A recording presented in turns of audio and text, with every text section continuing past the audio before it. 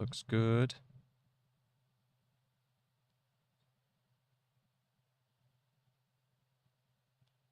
Just waiting until it pops up here on the monitor. View the channel. Takes a couple seconds. Streaming to YouTube. Says both are streaming. Go over here. Twitch is up and running.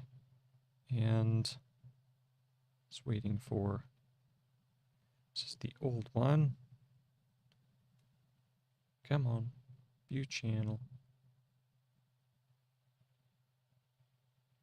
Go to live. Let's try, maybe I have to close it down and start over again.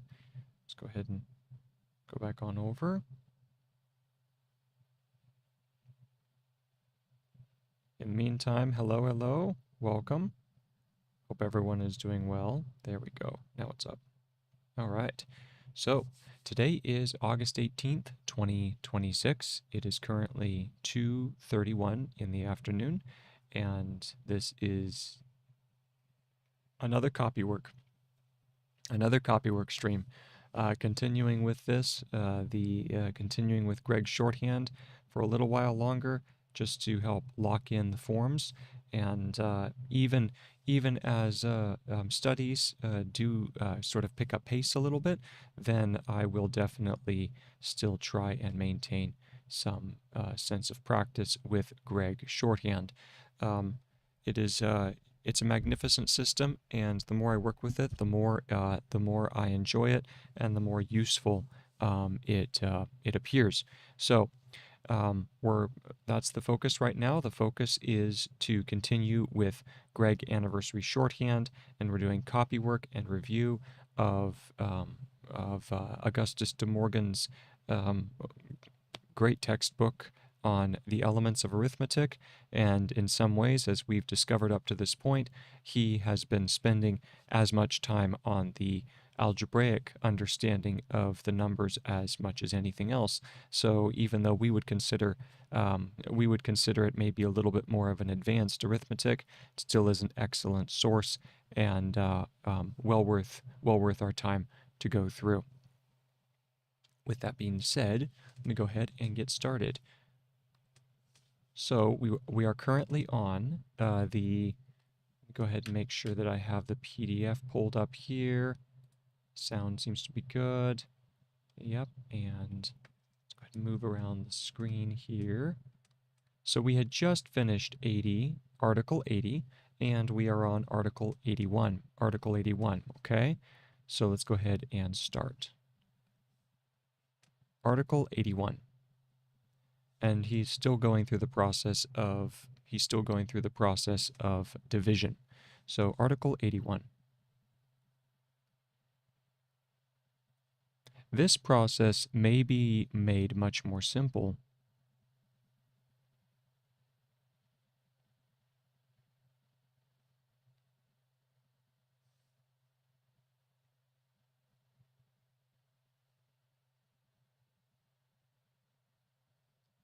when the divisor is not greater than 12.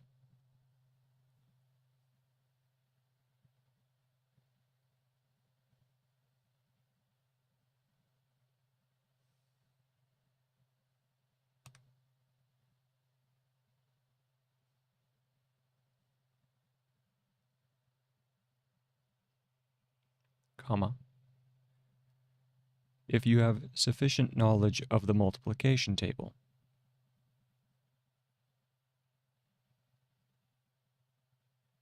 And sufficient. Let's go ahead and look up sufficient.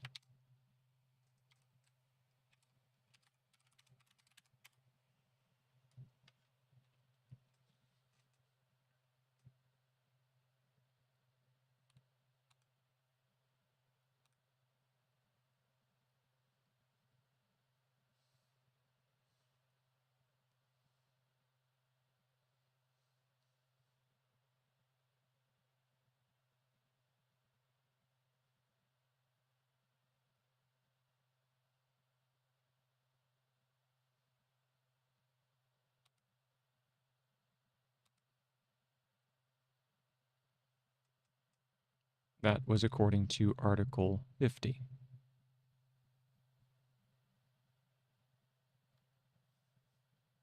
For example, I want to divide 13 million, 1,300,000, oh no, that's not even in the millions, 132,976.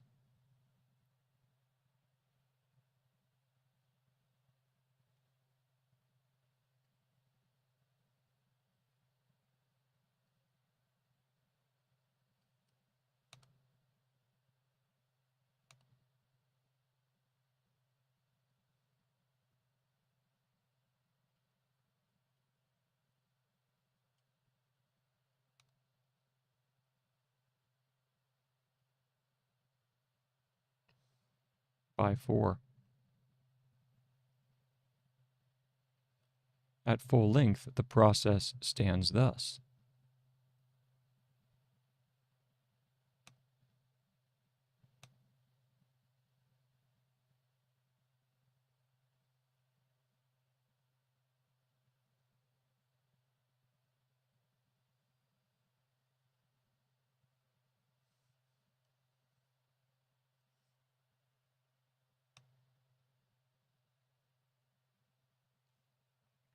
Semicolon.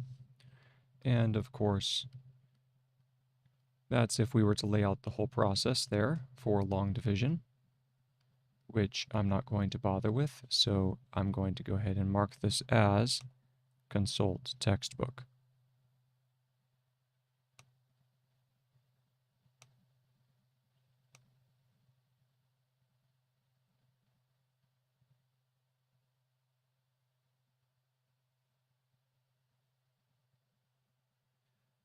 But you will recall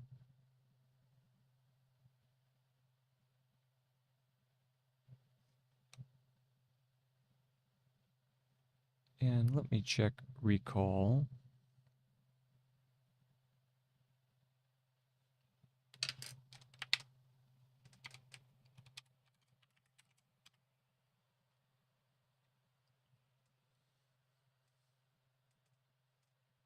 Oh, it's actually recollect. Let's go ahead and do recollect.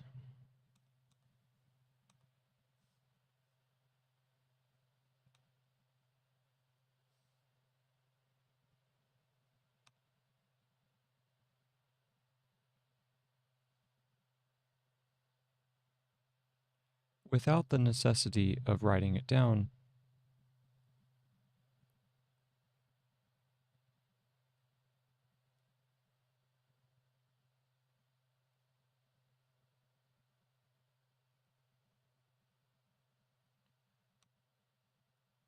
that 13 contains 4 3 times with a remainder 1.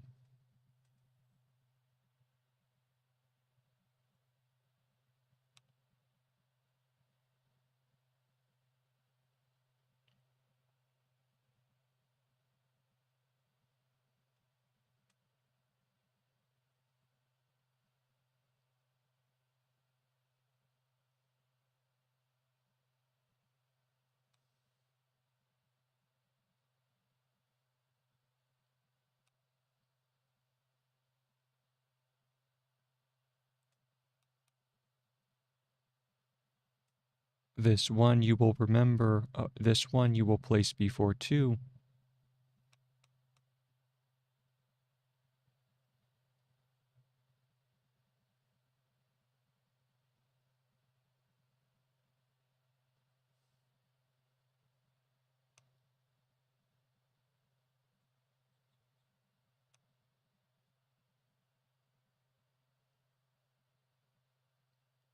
The next figure of the dividend.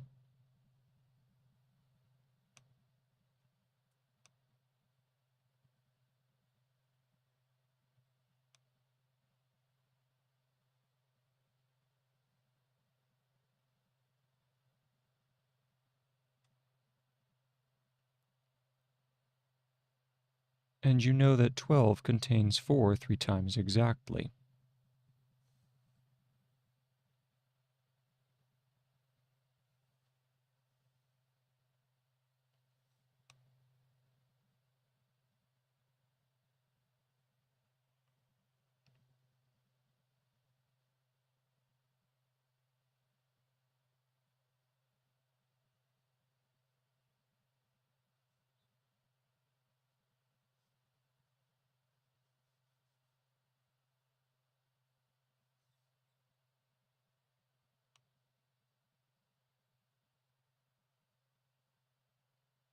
and so on.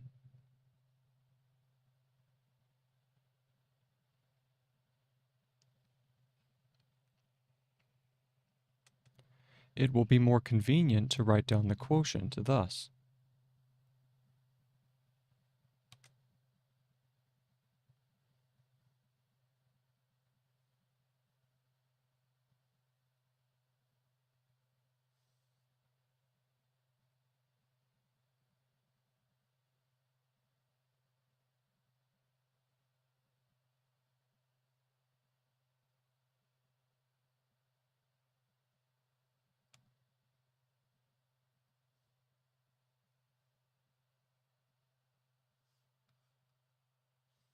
And this value here we could easily write down.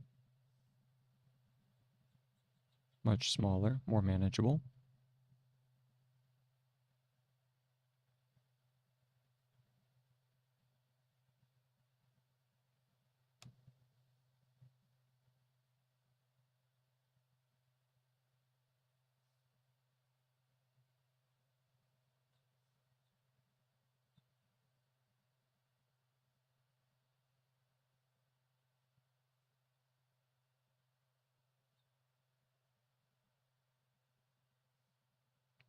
And there's our value. So 4, and then the parenthesis, 13, or 132,976, and then we're left with 33,244. While on this part of the subject,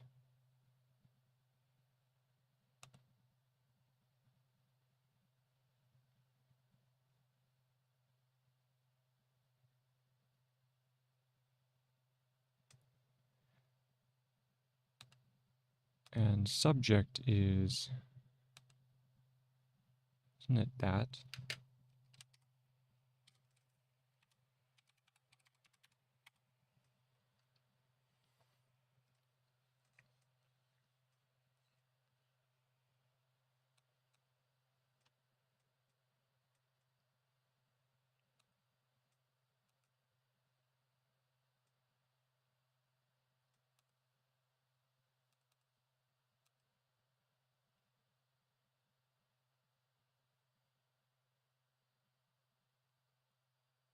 We may mention that the shortest way to multiply by 5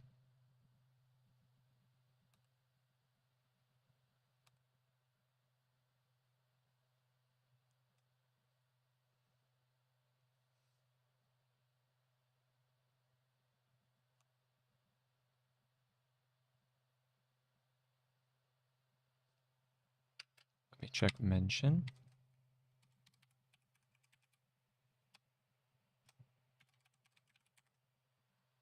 Yep. We may mention, comma, that the shortest way to multiply by 5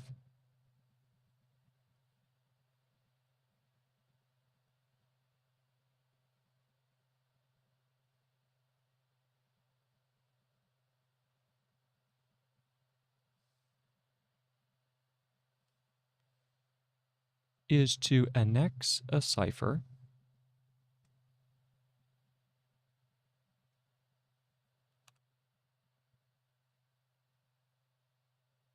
Let's check and see if that is annex.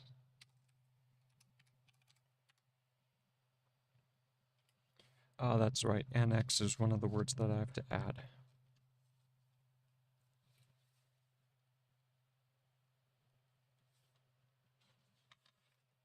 Okay. Annex.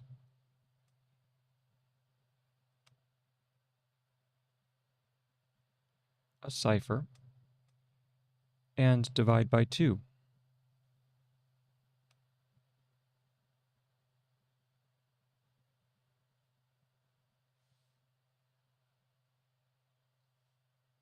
Which is equivalent to taking the half of 10 times.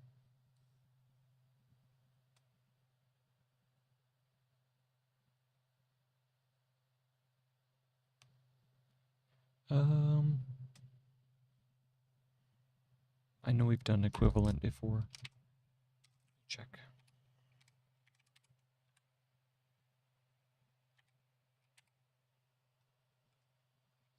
Yes, that's right.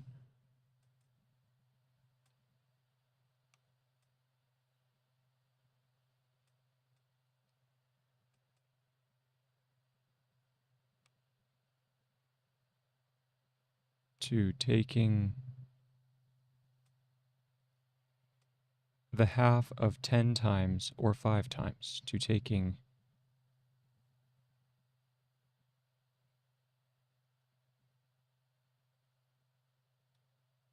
the half of 10 times or 5 times.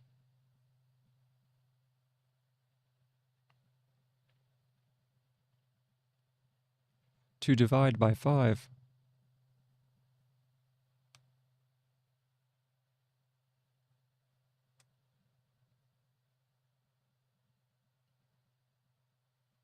multiply by 2, and strike off the last figure.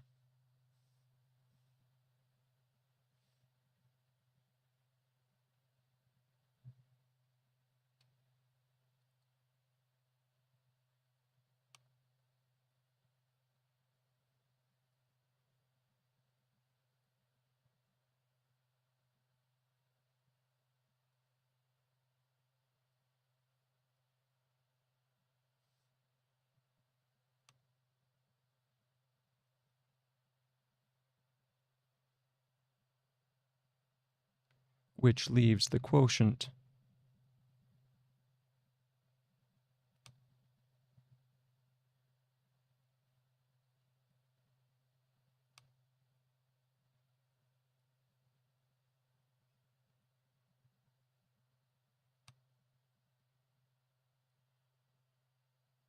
Half the last is the remainder.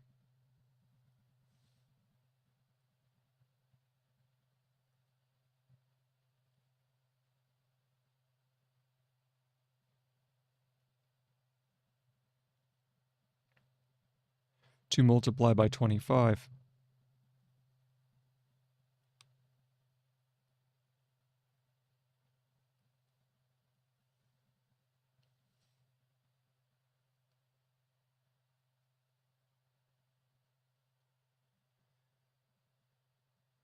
multiply by 4,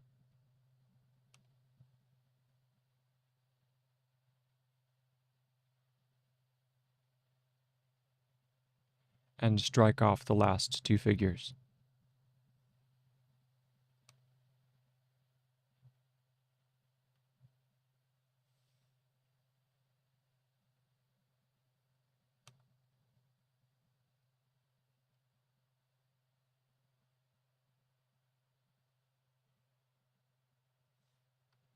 Which leaves the quotient.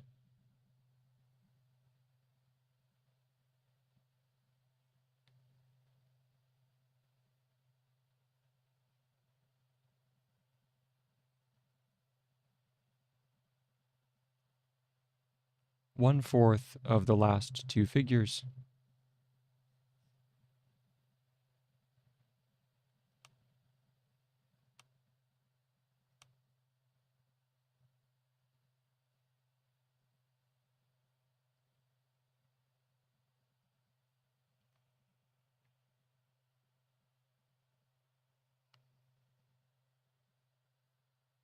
Taken as one number.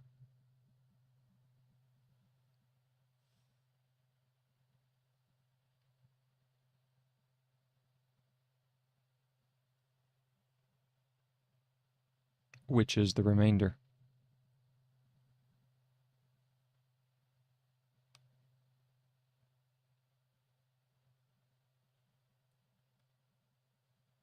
To multiply a number by 9,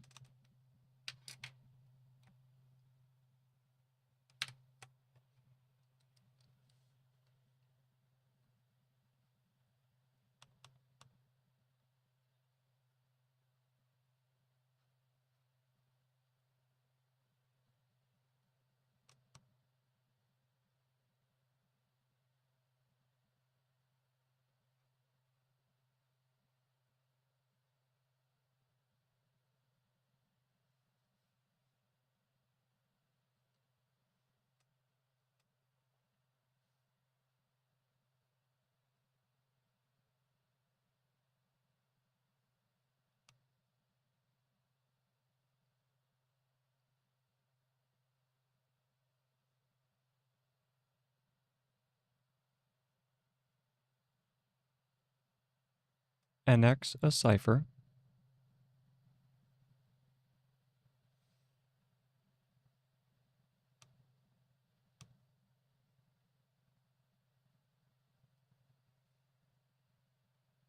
and subtract the number.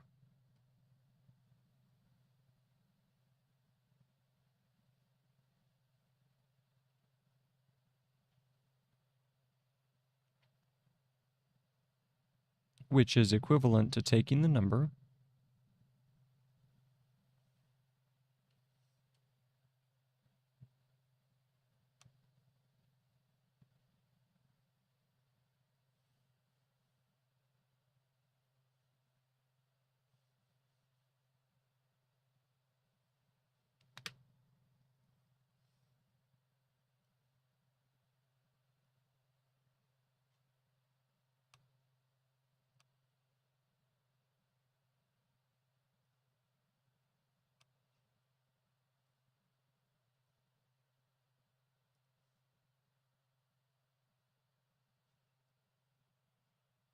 ten times, and then subtracting it once.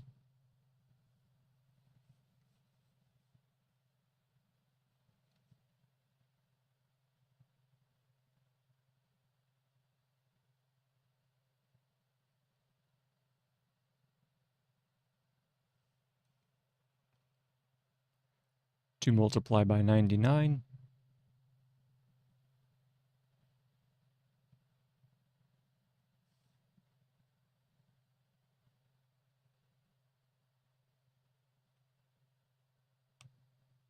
annex two ciphers.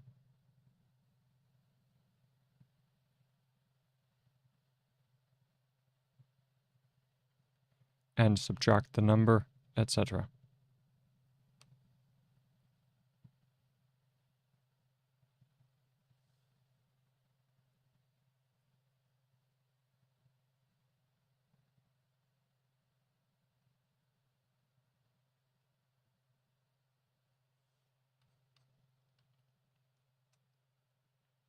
In order that a number may be divisible by 2, new paragraph by the way,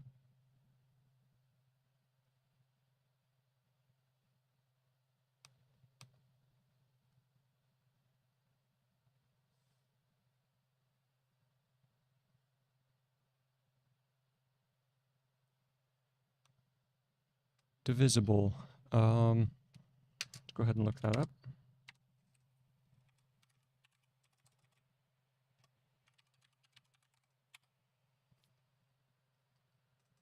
Divisib.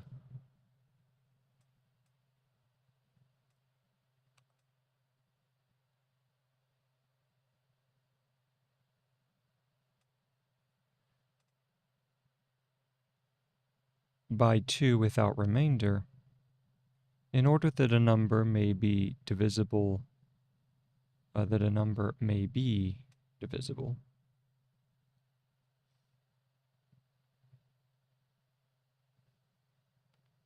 by 2 without remainder,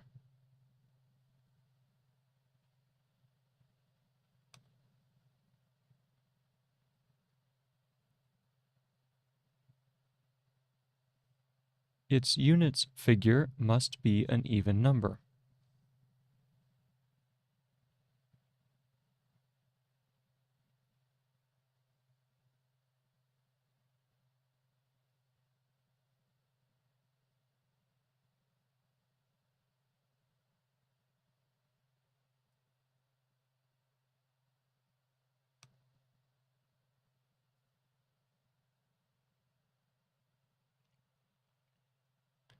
That it may be divisible by 4,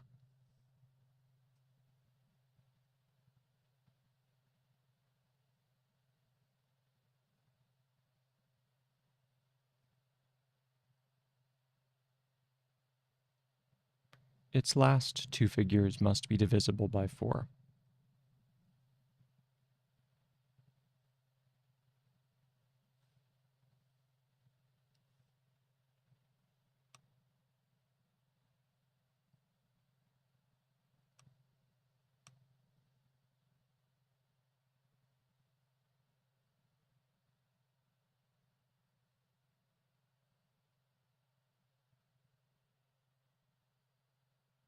Take the example 1236.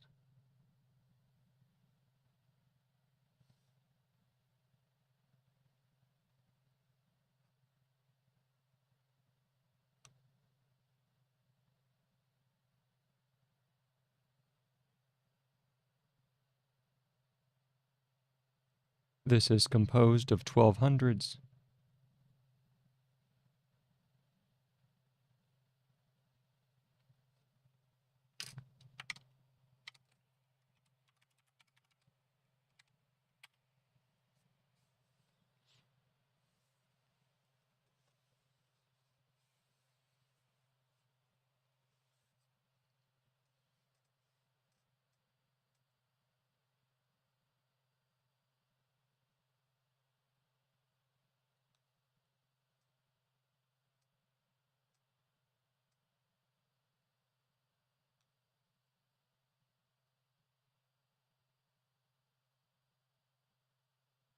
and 36.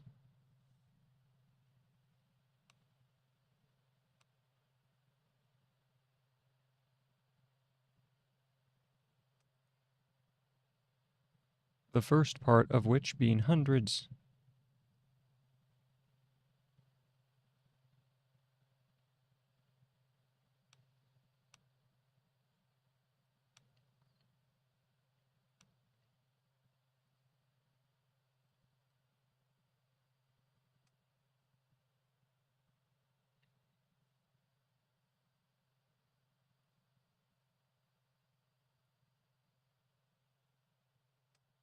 is divisible by 4.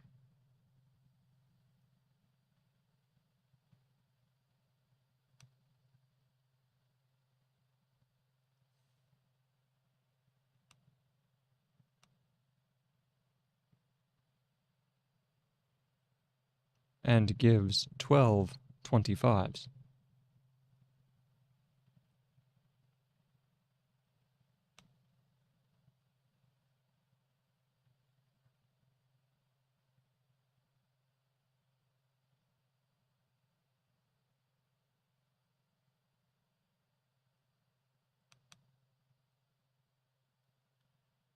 It depends then upon 36.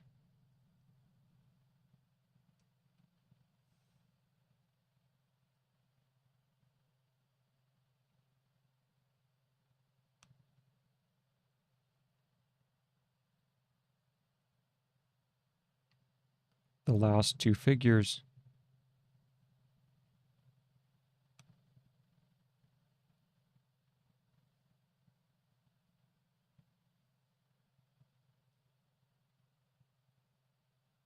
whether 1236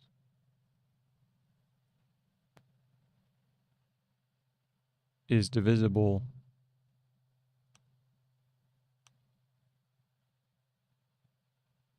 by 4 or not. A number is divisible by 8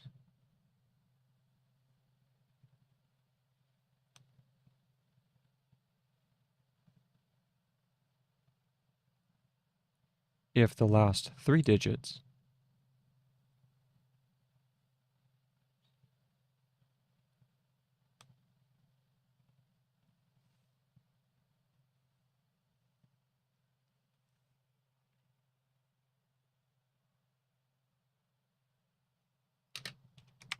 see if this is digits. Yes, good. So it needs a T.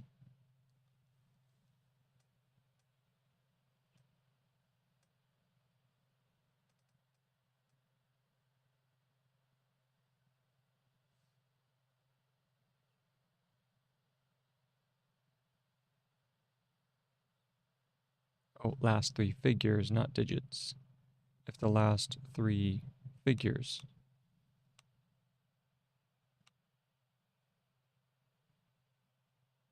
are divisible by 8.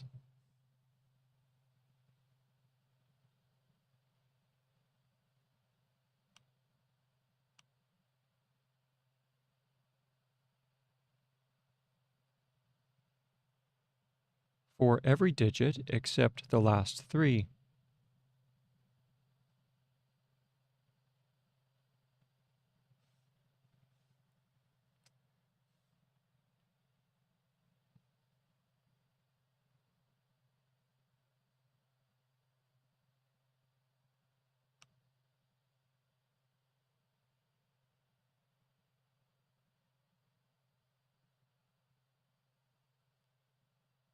Is a number of thousands.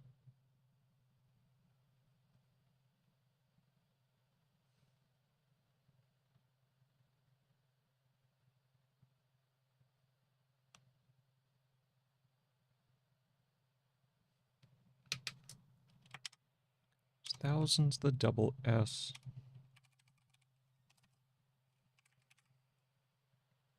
Thousands. Ah, that's it. Good, good.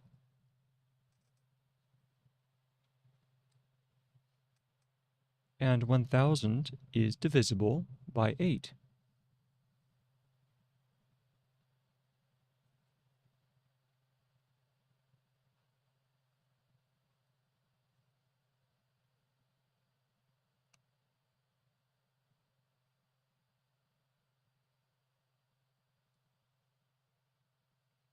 Whether, therefore,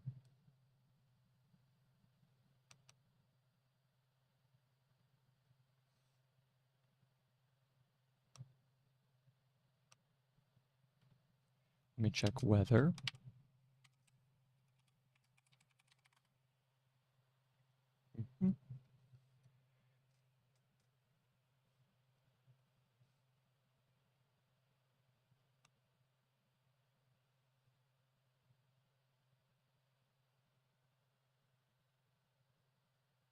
The whole shall be divisible by 8.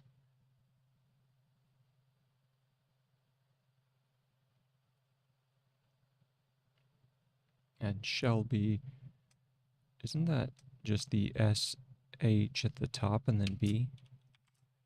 Let's check that.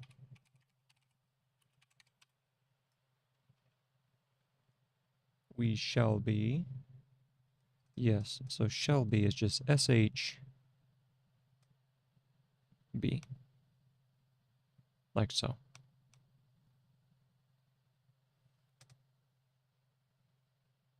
Divisible by 8 or not shall be divisible by 8 or not. Let's do that one phrase. Depends on the last three figures.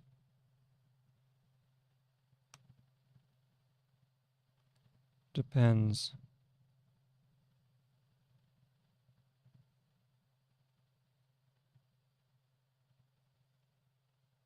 colon. Thus, 127,000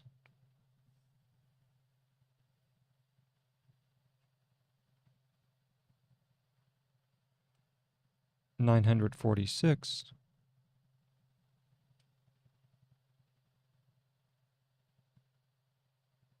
is not divisible by 8.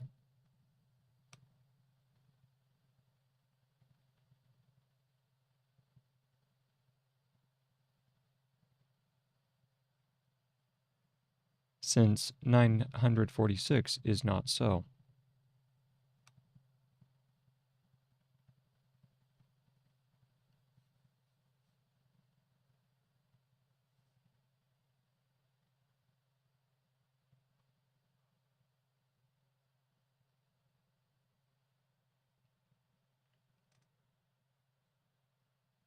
A number is divisible by 3 or 9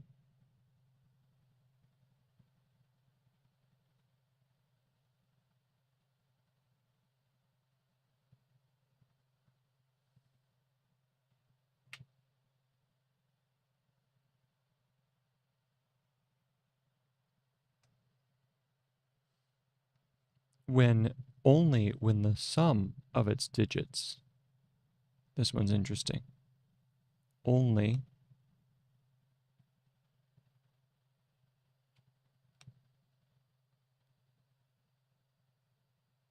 when the sum of its digits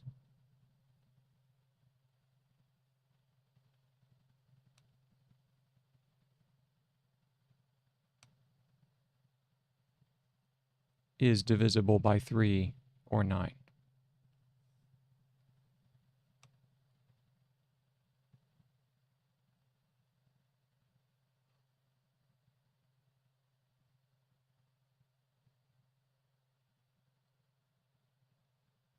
Take, for example,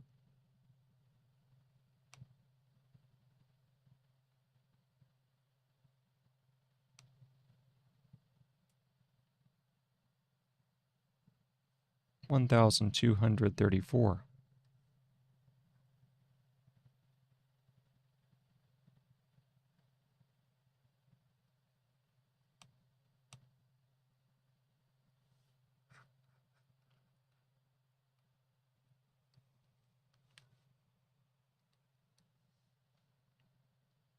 This is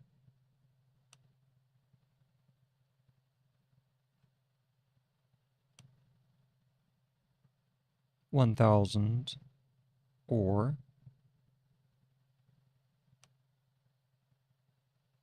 $999 and 1, 200,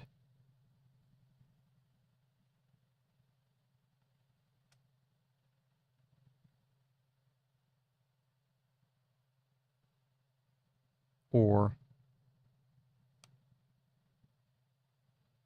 twice 99,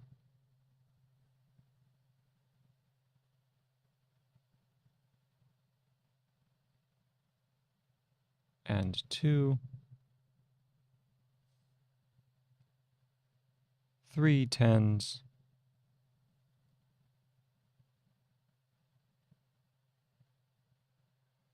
or 3 times 9,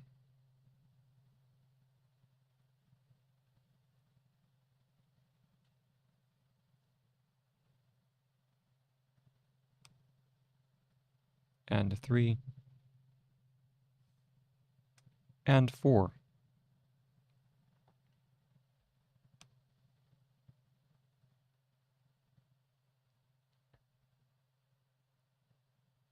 Or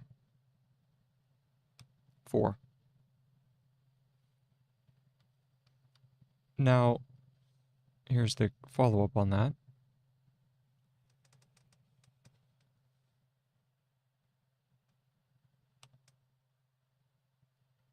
Now, 9, 99, 999, etc., are all obviously divisible by 9.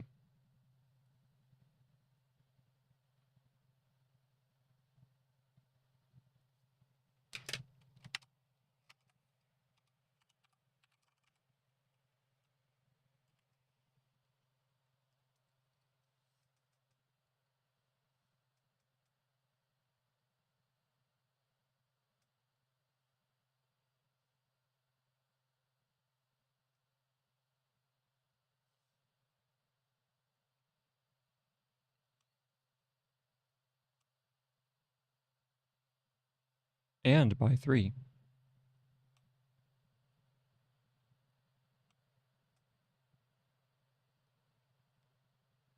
And so will be any number made by the repetition.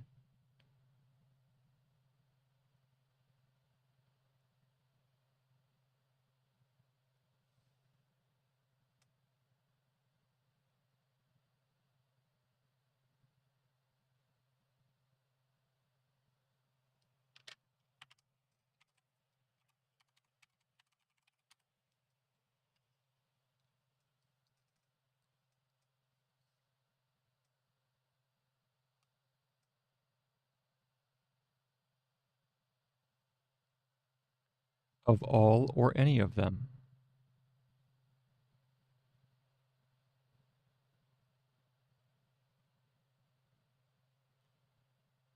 any number of times.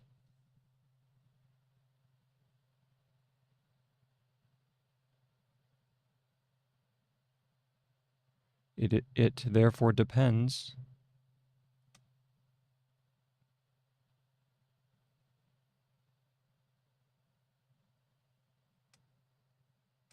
on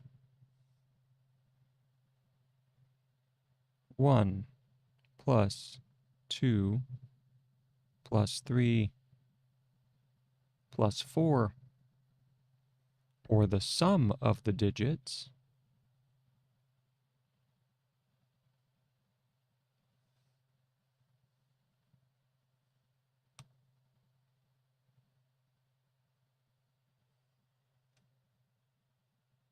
whether 1, 2, 3, 4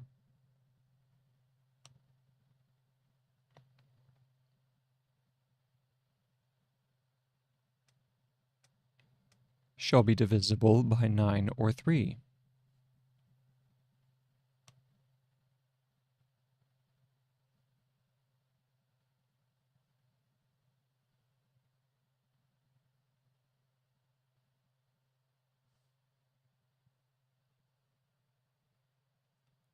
Or not. From the above, we gather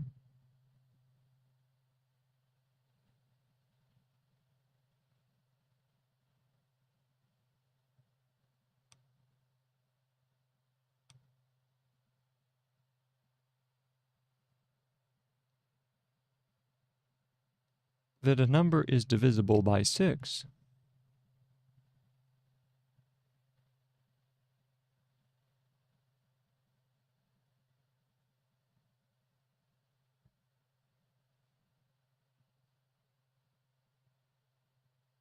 when it is even.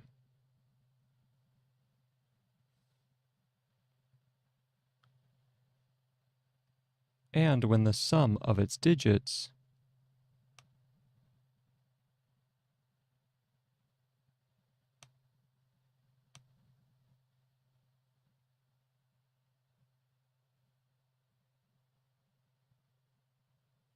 is divisible by 3.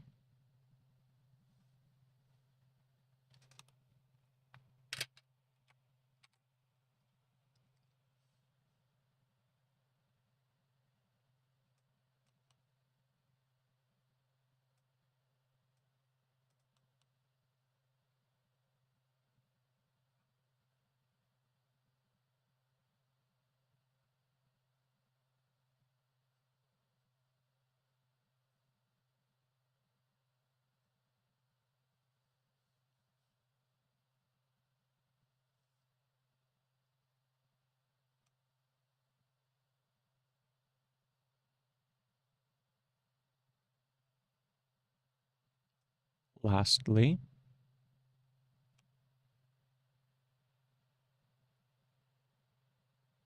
a number is divisible by 5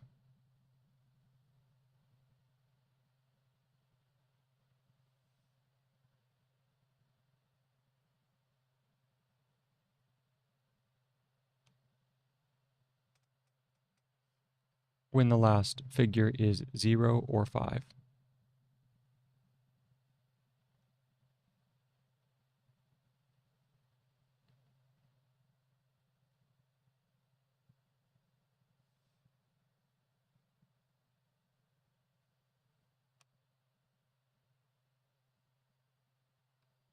And that's the end of Article 81. So let's go back through and read over that.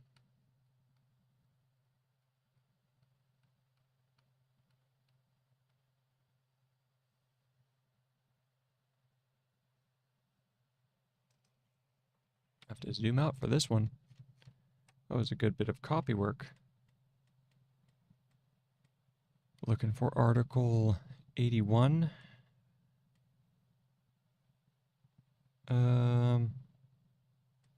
Wow. Wow, man, that was almost 1.5 pages of copy. Not bad at all. Okay, let's go back up here.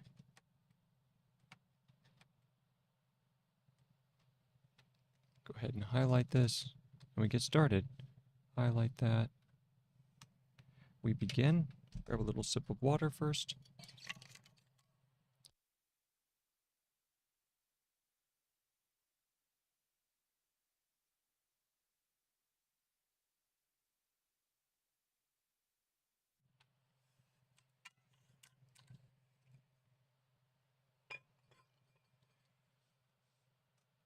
Here we go. This process may be made much more simple when the divisor is not greater than 12. If you have sufficient knowledge of the multiplication table according to Article 50, for example, I want to divide 132,979 by 4. At full length, the process stands thus, and then we said consult the textbook. But, so we skip this, but you will recollect, without the necessity of writing it down, that 13 contains 4 3 times, with a remainder. Let's fix the remainder.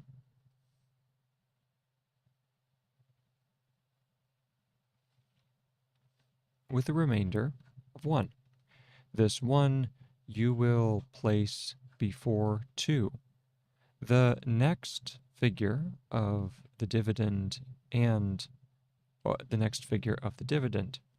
and you know that 12 contains 4 3 times. Exactly. And so on. It will be more convenient to write down the quotient thus. 4 goes into 132,979, 33,244 times. While on this part of the subject, we may mention that the shortest way to multiply by 5 is to annex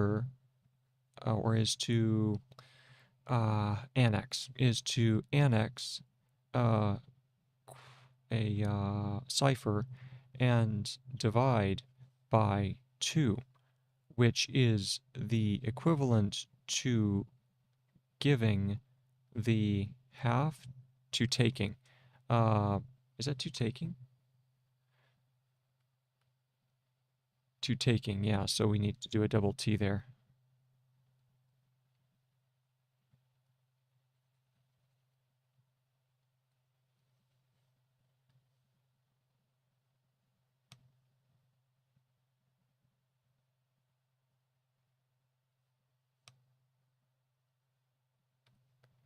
To taking the half of 10 times, or 5 times.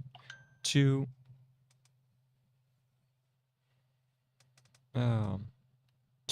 and strike off the last figure, which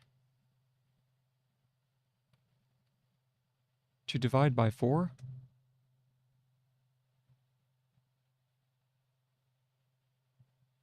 to multiply by 25, is that what I was looking at? I think I went too far. To divide by 5.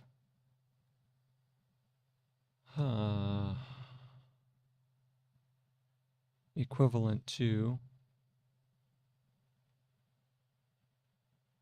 which is the equivalent to taking the half of 10 times, or 5 times. To divide by 5, multiply by 2, and strike off the last figure, which leaves the quotient. Half the last figure, hold on, this should be half right here.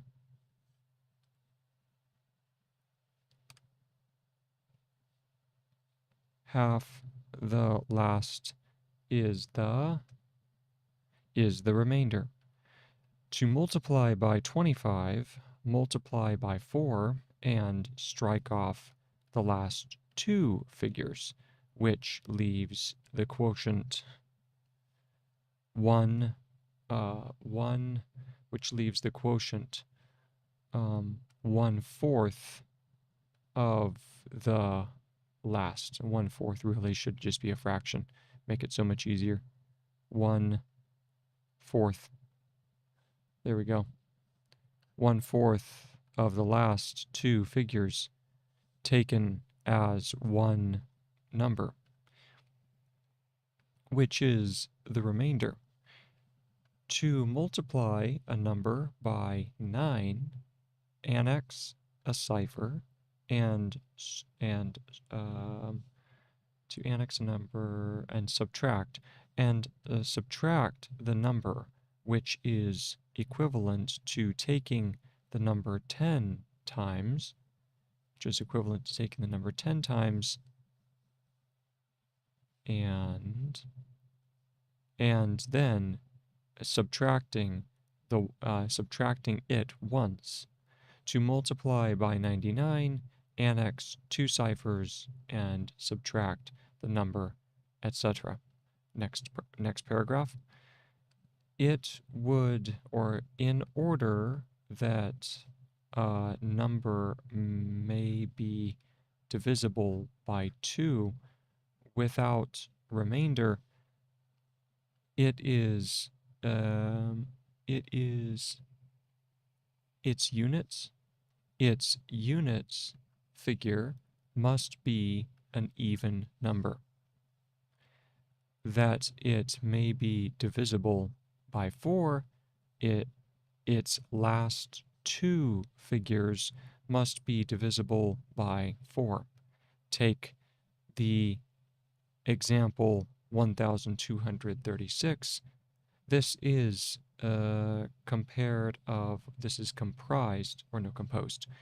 composed of 12 hundreds and 36. The first part of which, being hundreds, is divisible by 4 and gives 12 25s. It depends then upon 36, the last two figures, whether 1236 is divisible by 4 or not. A number, let's fix this here.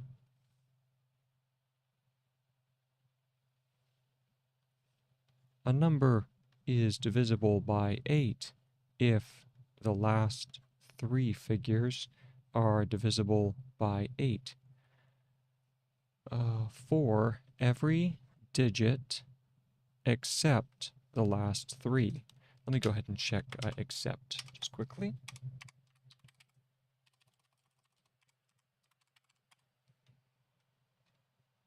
Yep.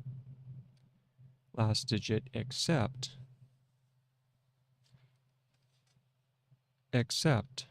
the last three is a number of thousands and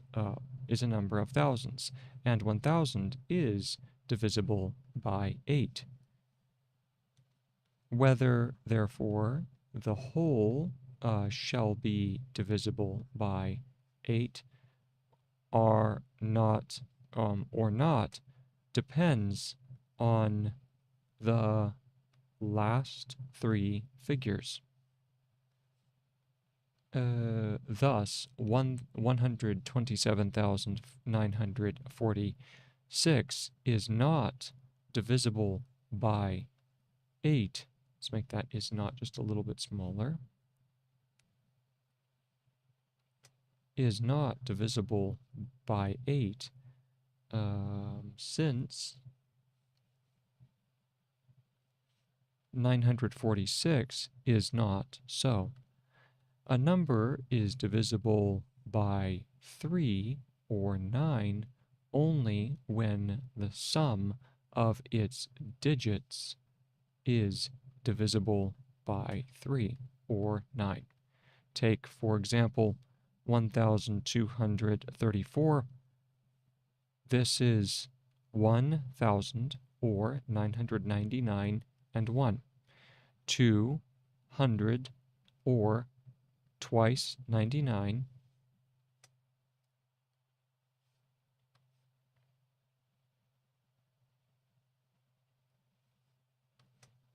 Twice 99 and 2.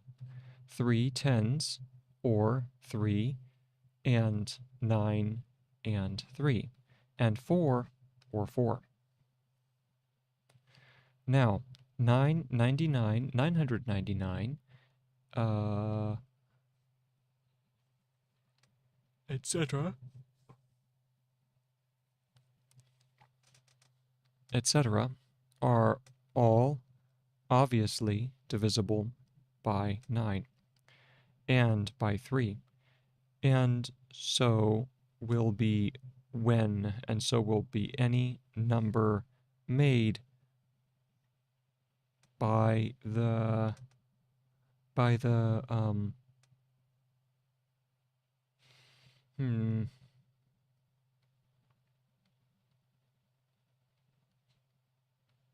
repetition, that's right, by the repetition of all or any of them. Scroll down a little. Any number of times. It therefore depends on 1 plus 2 plus 3 plus 4, or the sum of the digits, whether 1234 shall be divisible by 9 or 3 or not. From the above, we gather that a number of divisible of that a number is divisible by 6 when it is even and when the sum of its digits is divisible by 3. Lastly, a number is divisible by 5 when the last figure is 0 or 5. Very good. So now let's go ahead and move on to article number 82. Article number 82.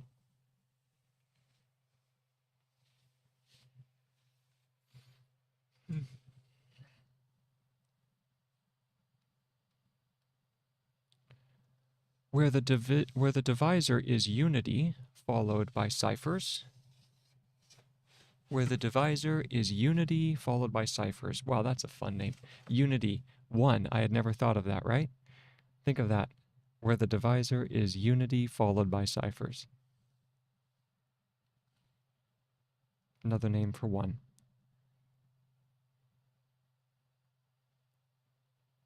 Where the divisor is unity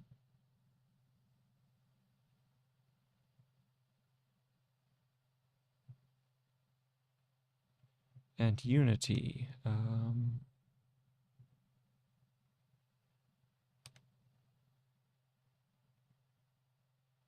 Let's see if that's a unity.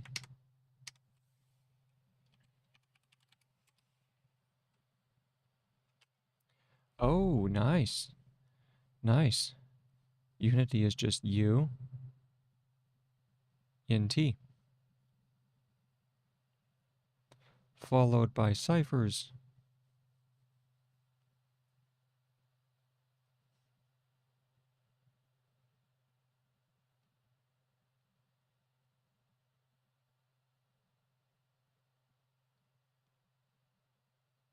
the rule becomes extremely simple.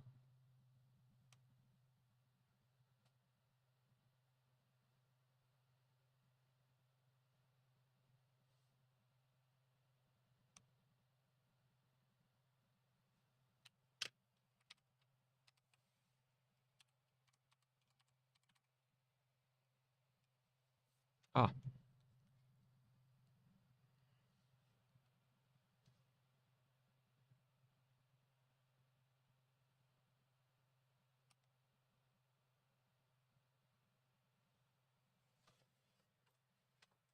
as you will see by the following examples.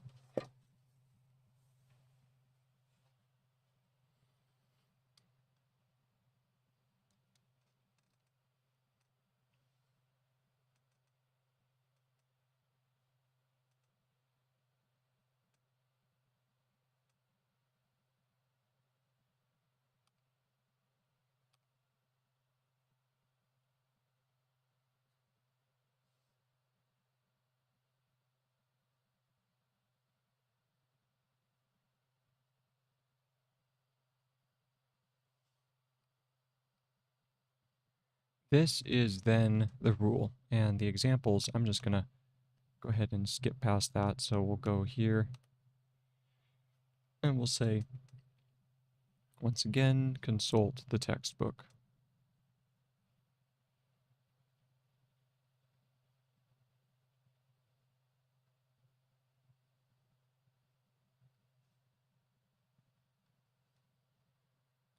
This is then the rule.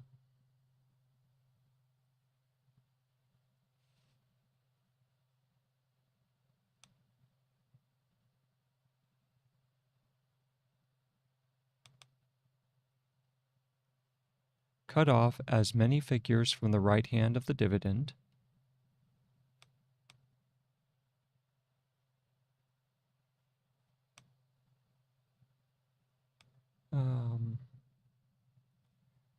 cut.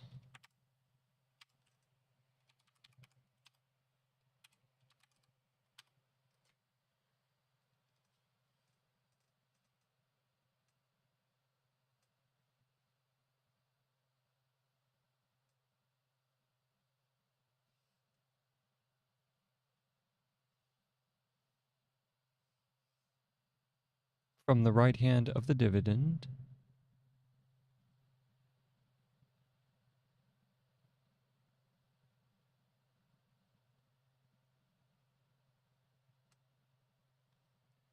as there are ciphers.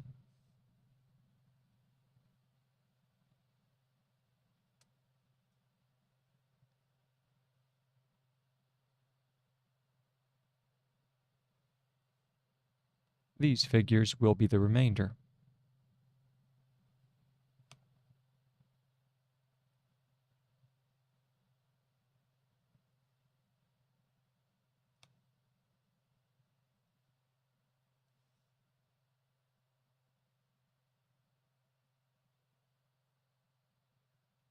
And the rest of the dividend will be the quotient.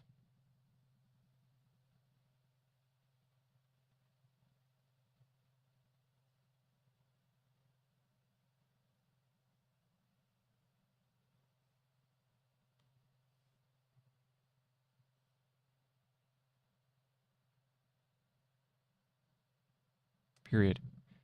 Or we may prove these results thus.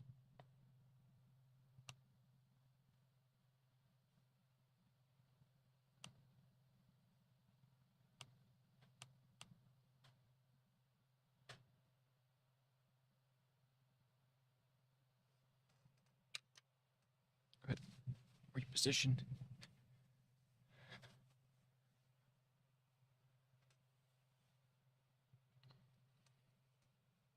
Let me check prove.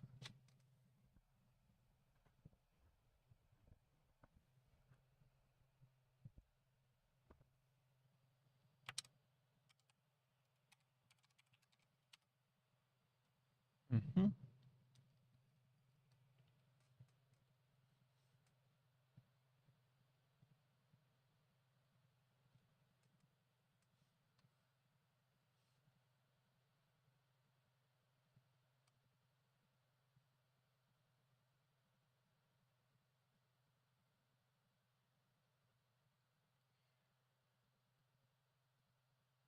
From paragraph number 20, or article number 20,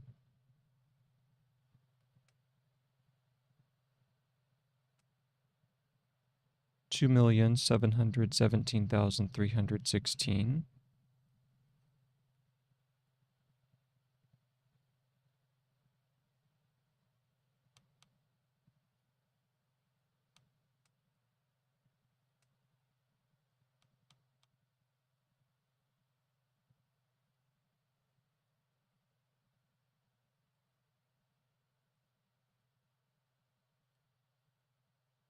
is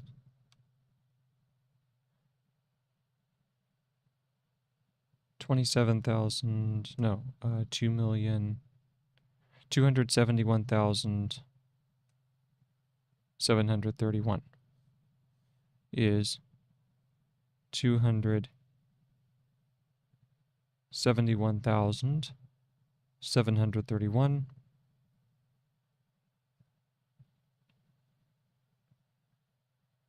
tens and 6.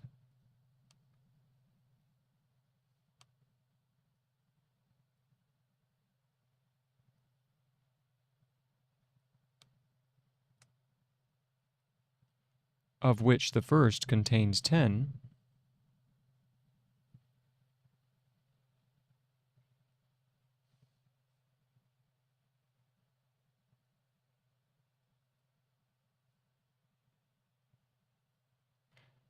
$271,731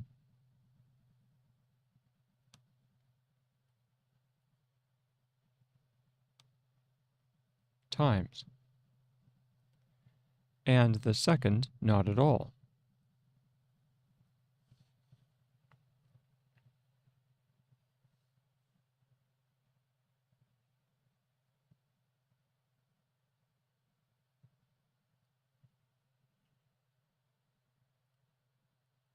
The quotient is,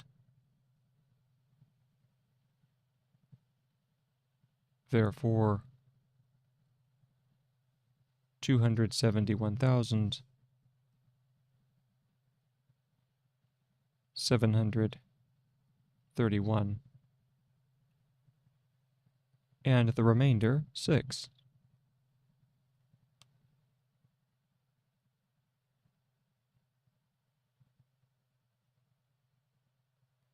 According to Article 72.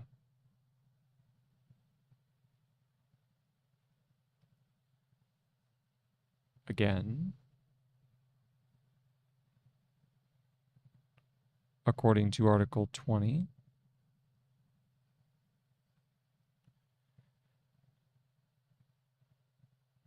$33,429 is 334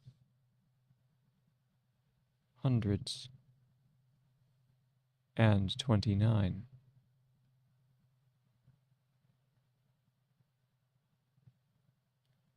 Of which the first contains 100.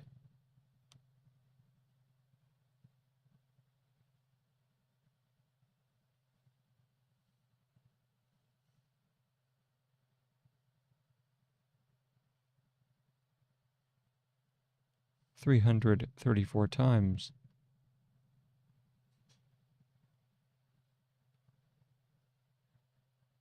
and the second not at all.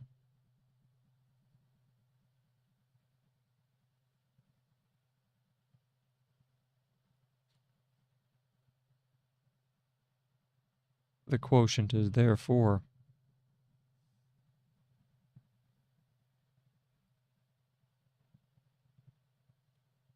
334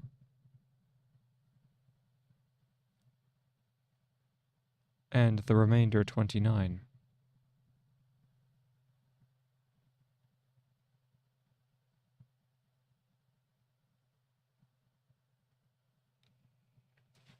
And that's the end of Article number 82.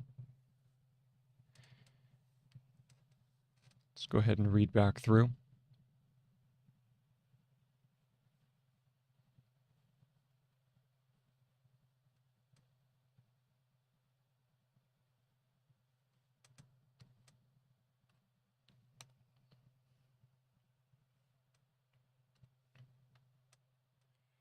Where the divisor is unity, meaning 1, followed by ciphers, the rule becomes extremely simple. As you will see by the following examples. Let me check C quickly. I'm sure that's C, but just having a little bit of a memory blank. Yes.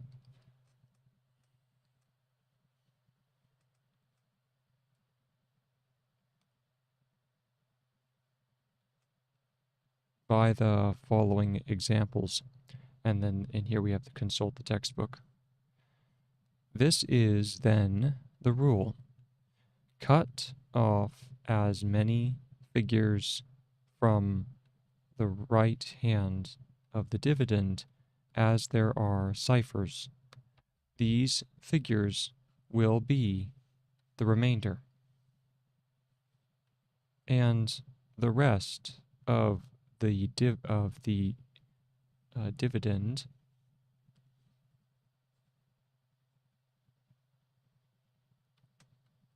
will be the quotient, new article. Or we may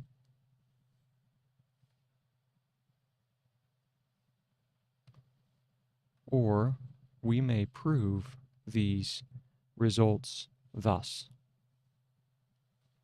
From Article 20, 2,717,316, 271,731 tens, and 6, of which the first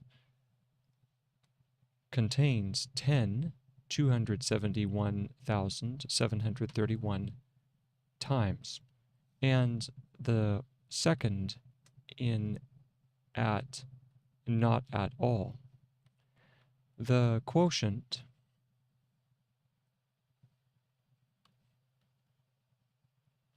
is therefore 271,731 and the remainder 6 according to Article 70.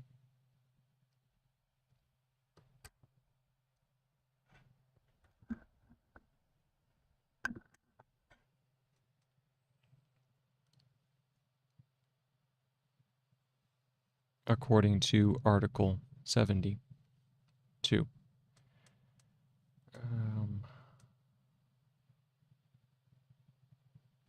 Again, according to Article 20, 33,429 is 434 hundredths and 29, of which the first contains 100 334 times, and the second not at all. The quotient is therefore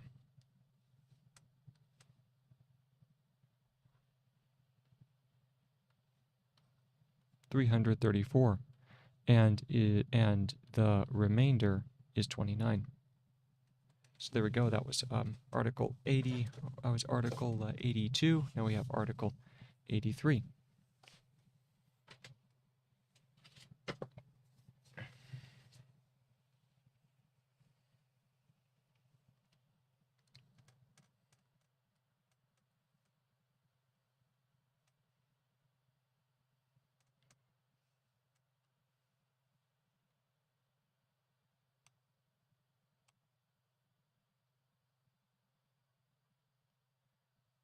Go ahead and mark this. The following examples will show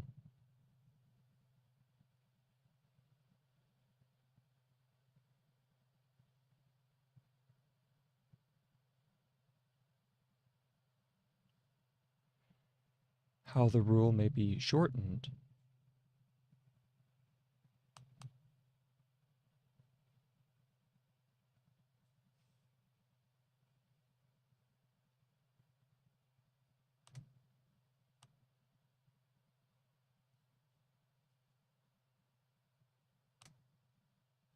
Let me check shortened.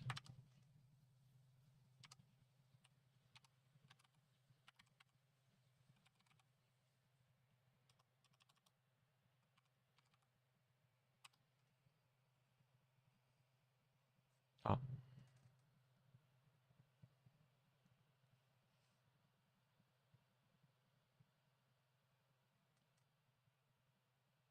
When there are ciphers in the divisor.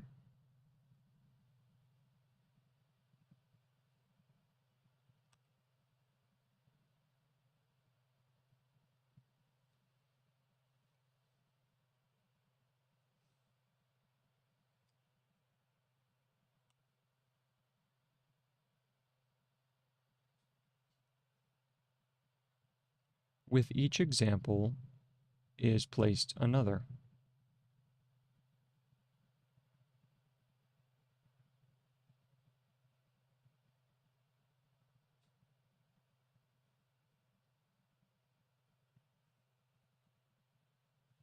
Containing the same process.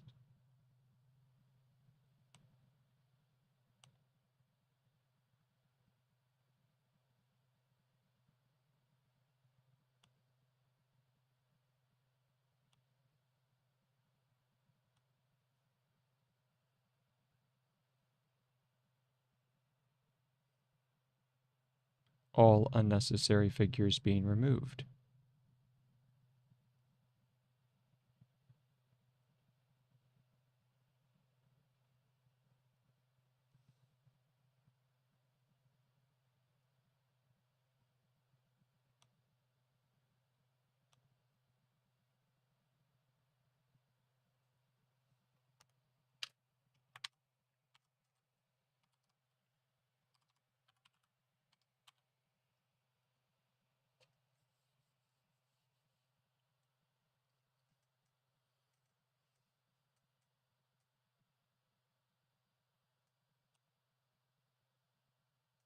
And from the comparison of the two,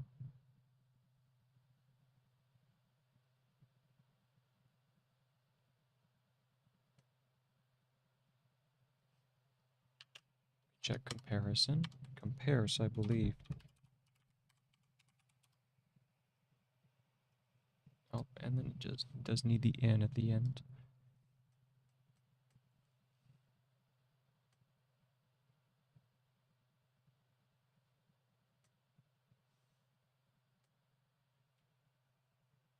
The rule at the end of the article is derived.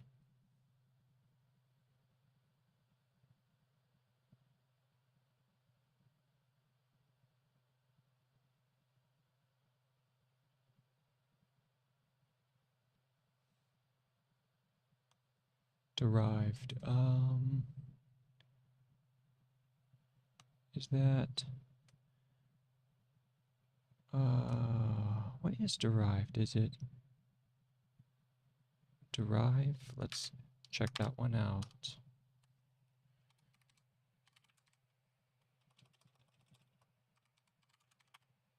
There we go. Yes. Derive. Derive.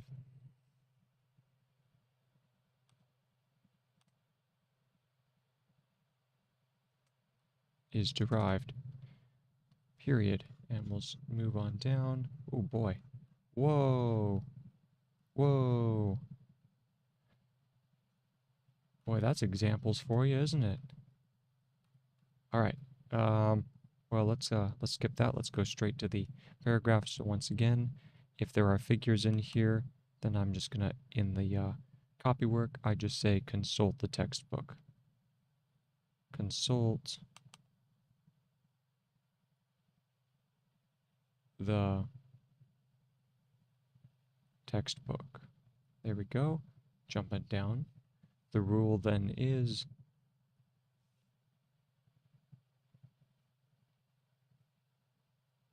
comma, no, the rule, comma, the rule, comma, then, comma, is colon. Strike out as many figures from the right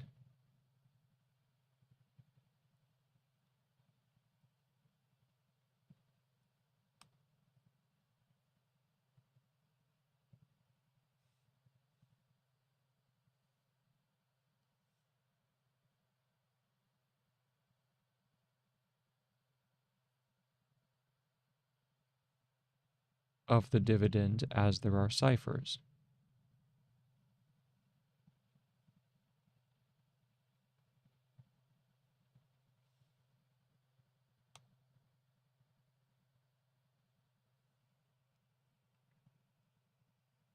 And we need to underline figures and ciphers at the right of the divisor.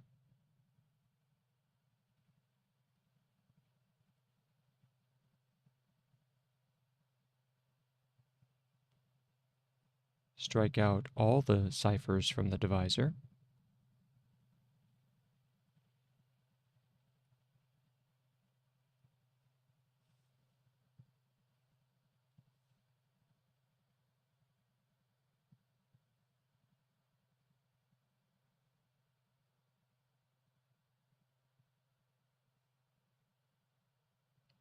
And divide in the usual way.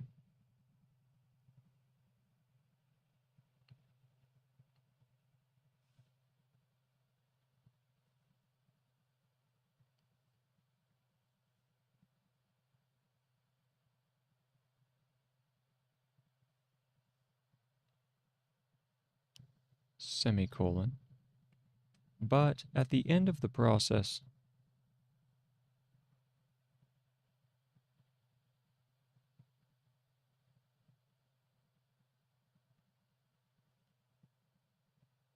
on the right of the remainder,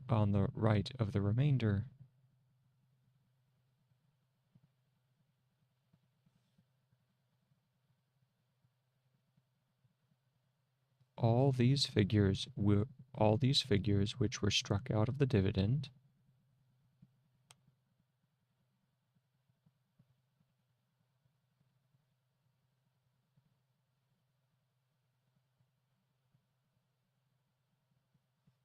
struck. Is it? Oh, I know I'm missing an S.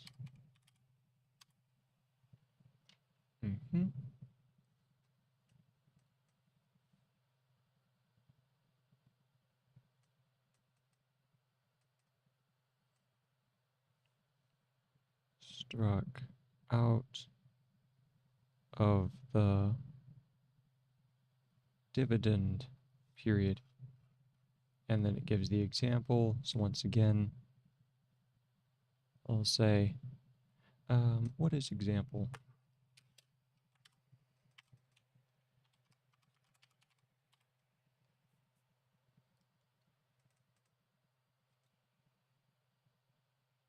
Oh, of course that's example. I don't know where my brain's at right now.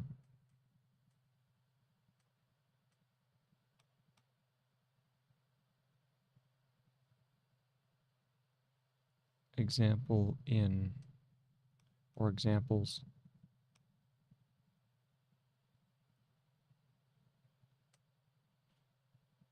In textbook.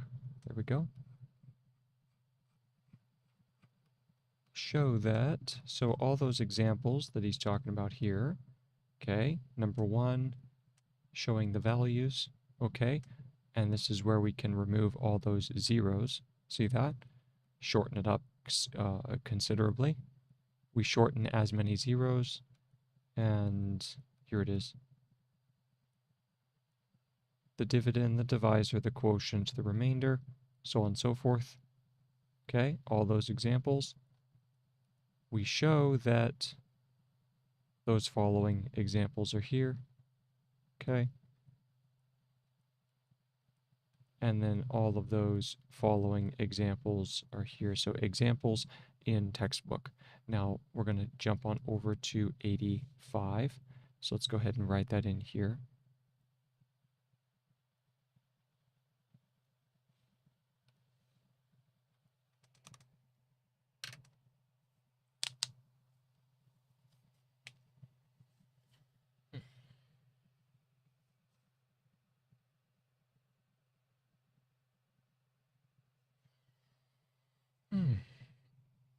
Okay.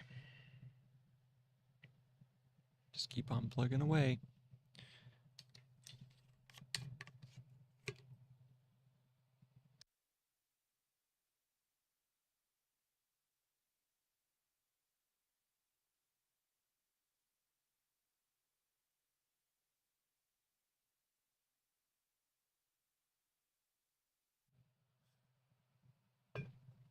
Okay. Get this charged up while I'm at it.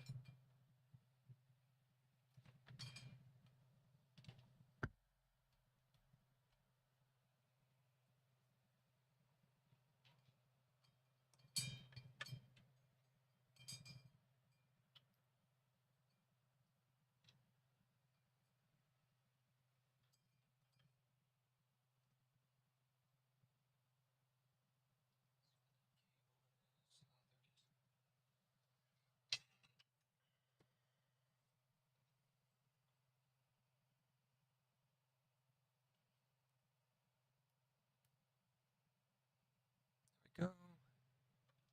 This guy charged up as well. Nice. Okay, so let's go back to it. Article 85. Let's read back through over 84. Or it's actually 83 because we skipped 80. We skipped 84, so I'm going to make a note of that 84 is all examples.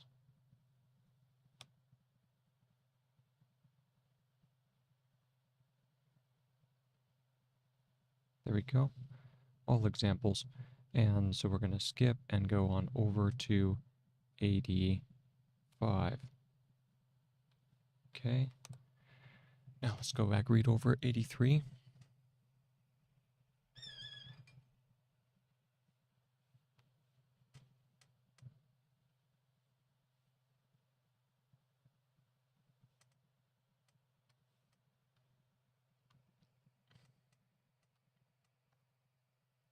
The following examples will show how the rule may be shortened. May be shortened when there are ciphers in the divisor. With each example is placed another containing the same process. All unnecessary figures being removed. And from the comparison of the two, the rule at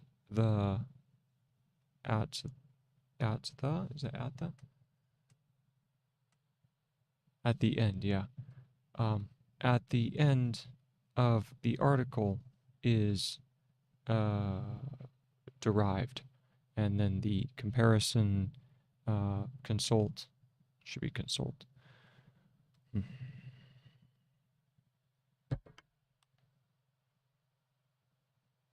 There we go. Consult the textbook, and here we go. The rule then is strike out as many figures from the right of the dividend as there are ciphers at the right of the divisor. Strike out all the ciphers from the divisor and divide in the usual way. But at the end of the process on the right of the remainder, all these figures which were struck out of the dividend, once again according to examples in the textbook. Okay? And all struck out from the examples, okay, which were struck out, all these figures were struck out from the dividend. Okay, so we did all those examples. We're going to skip, and we're going to go to 85. Here we go.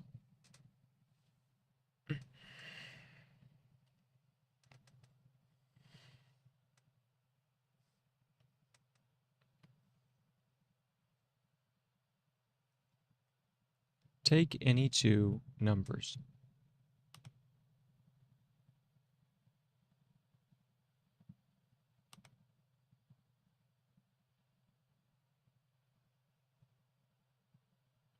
One of which divides the other.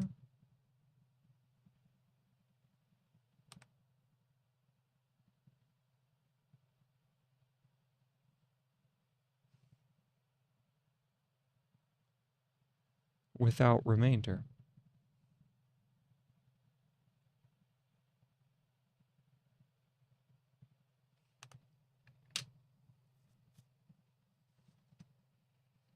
Let's go ahead and add another page.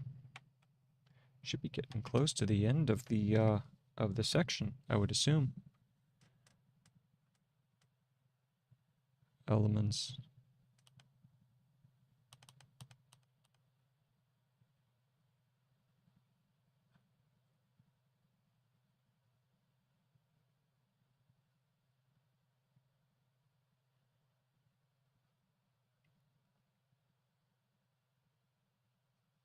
Page 11. Back up.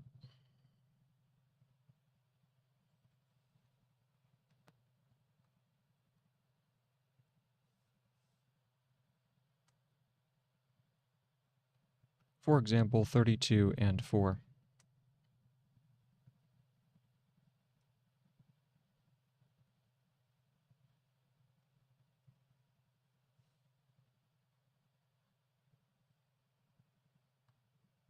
The products will be 192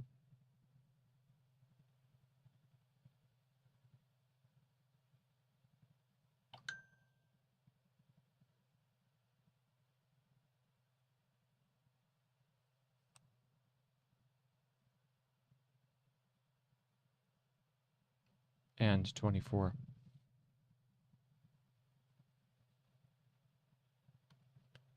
Now 192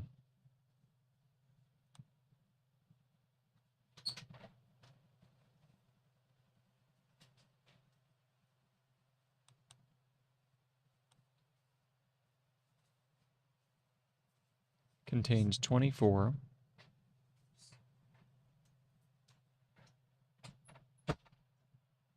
just as often as 32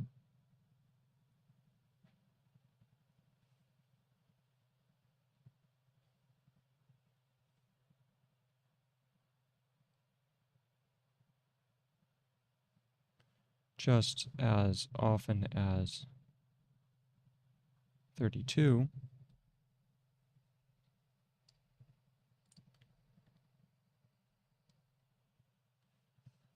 let's see here, contains 4.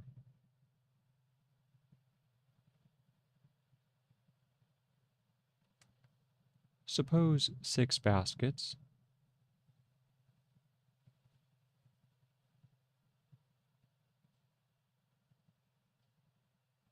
each containing 32 pebbles. There he is with his pebbles again.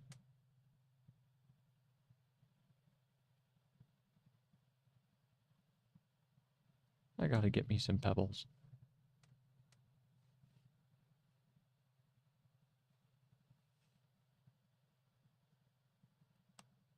Actually, you could do fruity pebbles. Ooh, that sounds good. Suppose 6 baskets, each containing 32 pebbles, comma, the whole number of which will be 192.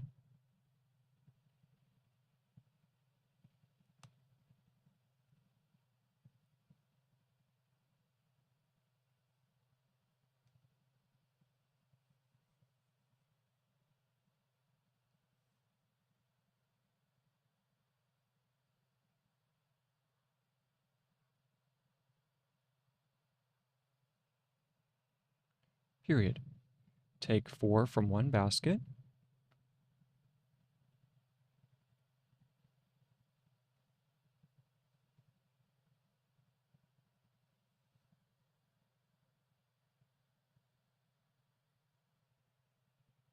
Time after time.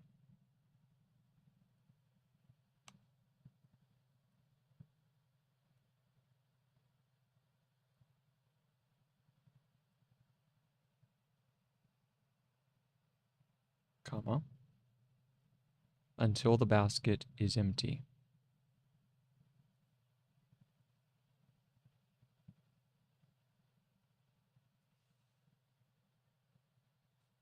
Empty. Boy, I don't know if I've done empty before. Is it just emp? Let's check.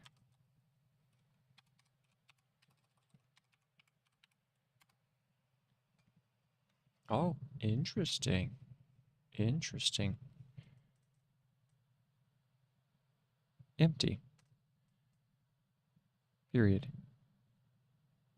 It is plain that if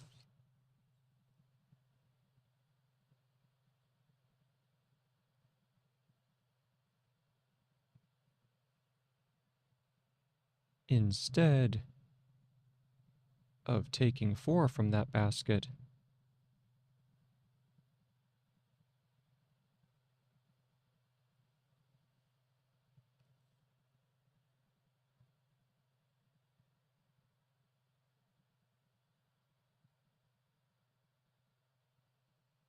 comma, I take 4 from each,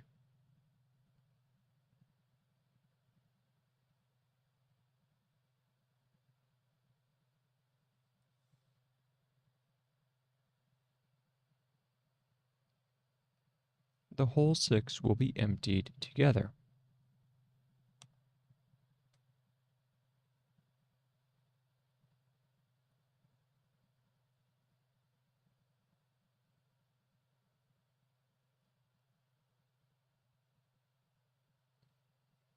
Colon.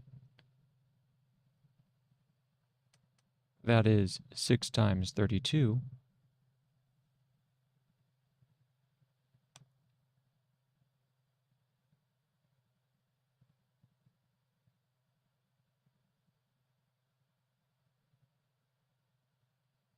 Contains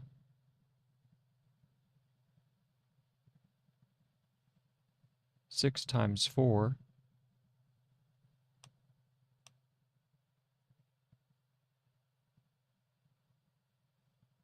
just as often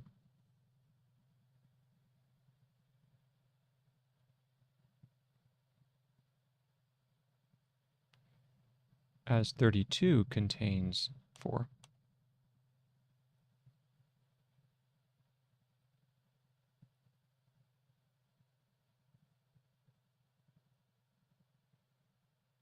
The same reasoning applies to other numbers.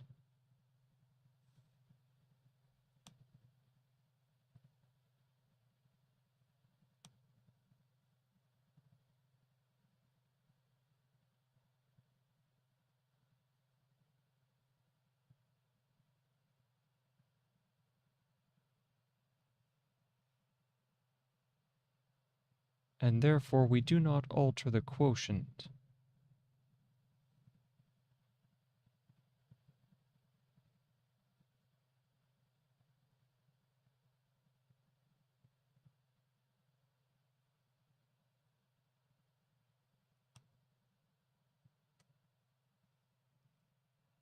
If we multiply the dividend,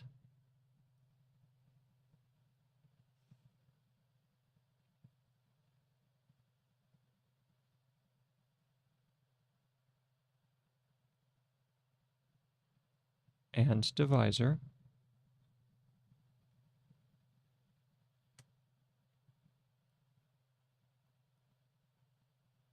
by the same number.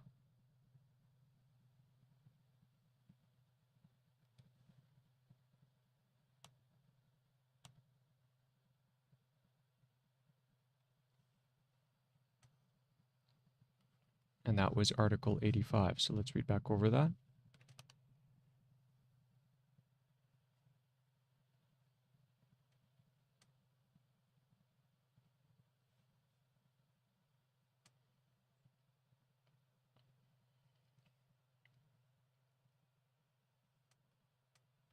Take any two numbers, one of which divides the other without remainder. If example 32, for example,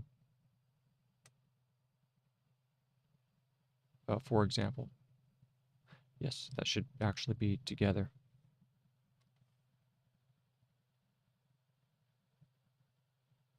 There we go. For example 32 and 4, the product will be 192 and 24. Now 192 contains 24 just as often as 32 contains 4. Suppose 6 baskets, each containing 32 pebbles, the whole number of which will be 192. Take 4 from one basket and one basket time after time until the basket is empty. Until that basket is empty. Time after time until that basket is empty.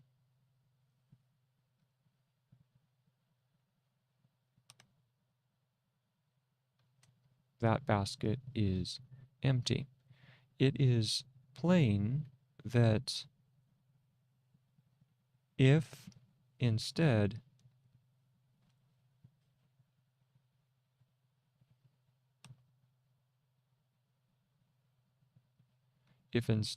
of taking 4 from that basket, I take 4 from each, the whole 6 will be emptied together. That is, 6 times 32 contains 6 times 4 just as often as 32 contains 4. The same reasoning applies to other numbers, and therefore we do not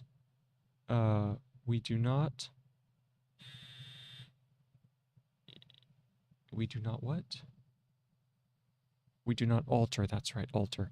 We do not alter the quotient. We do not alter the quotient if we multiply the dividend and divisor by the same number. Ah, that's what he's getting into. He's getting close to an algebraic form. Okay, let's keep on going.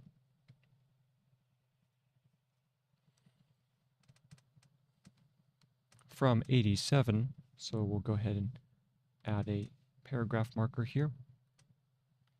And this is article 87.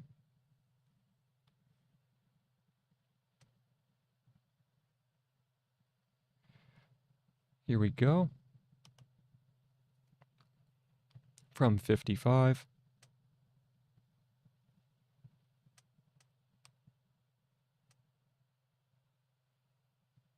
In parentheses, if a number be multiplied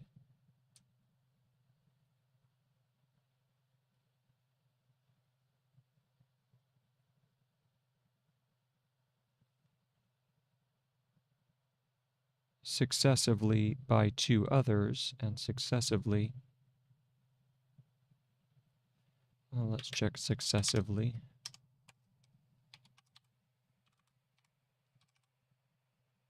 There's successive. Okay, so let's go ahead and move it up here. And there's successively. By two others.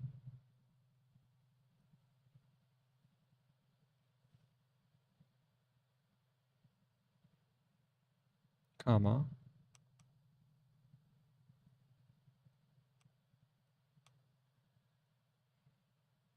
It is multiplied by their product.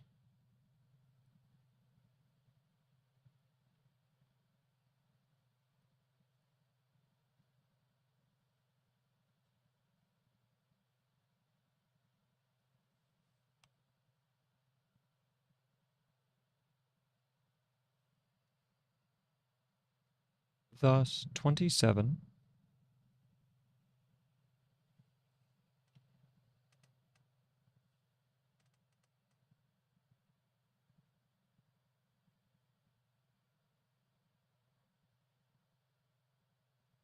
first multiplied by 5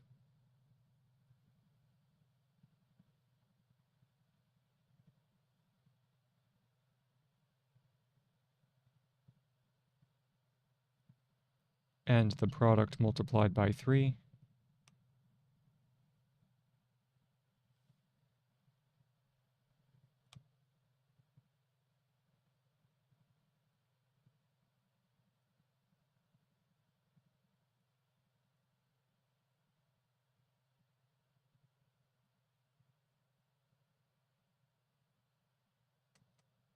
is the same as 27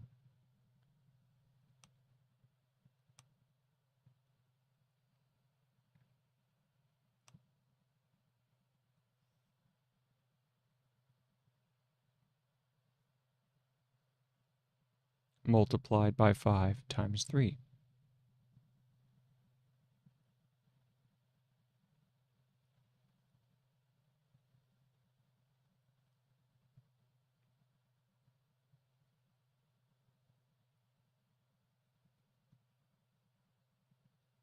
Or 15.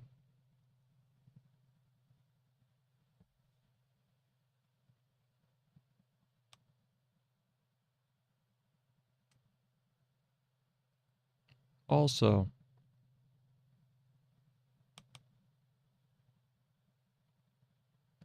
if a number is divided by any number,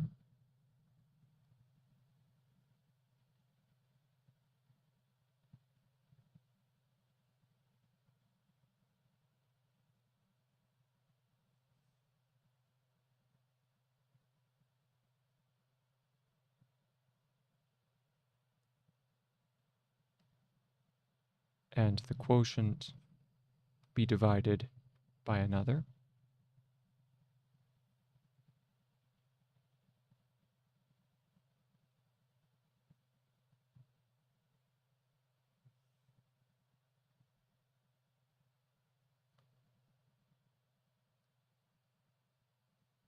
it is the same as if the first number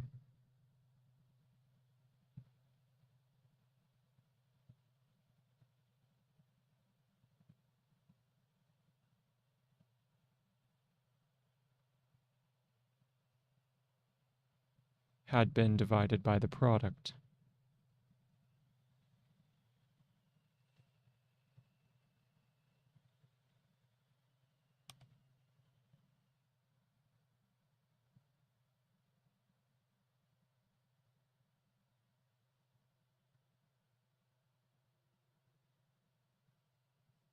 Of the other two.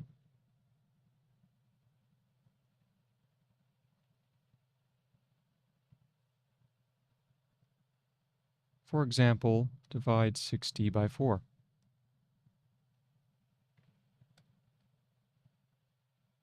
Oh.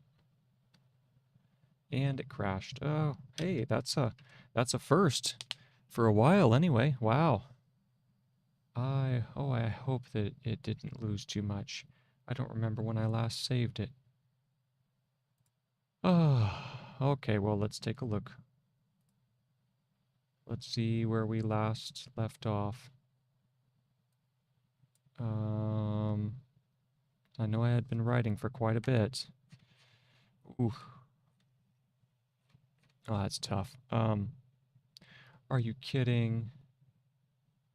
Oh, that explains it. Oh. Well, that's too bad. I guess I have to rewrite. I have to rewrite 87. Oh. No wonder it froze, though, because we are getting close to the upper limits of Zernal. And it just does not like... You know what's funny is because I streamed it, I have a record. So technically speaking, if I make a mistake and then bring it back in, it'll be seen, but not to worry, no one's here, so it doesn't matter. No one will see this part of the stream anyway. So anyway, I guess I have to start at 87 again. Okay. Oh, what a shame. All right. It should go faster though, because that means that that's that much more that I am aware of. But what I do need to do is to just be a bit more proactive with the need to be a bit more proactive with the saving.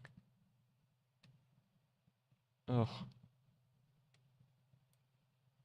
that kind of hurts a little bit. All right, well, let's try. Here we go.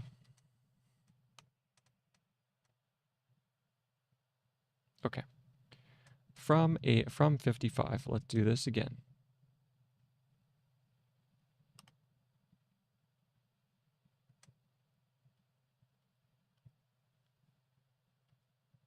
If a number be multiplied successively by two others,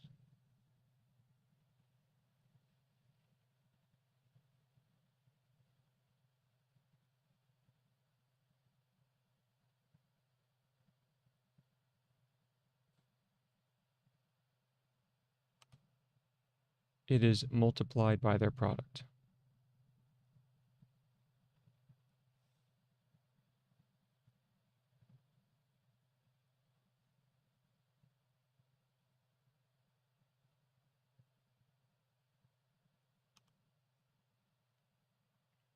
Now I'm compulsively saving.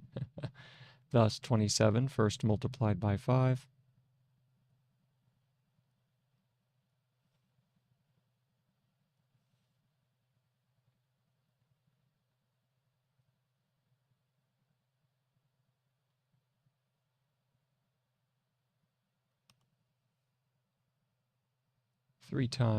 Times 3.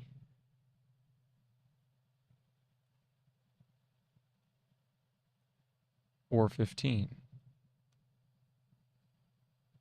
Oh no, hold on, I jumped a line, didn't I? Thus 27 first multiplied by 5, and the product first multiplied by 5.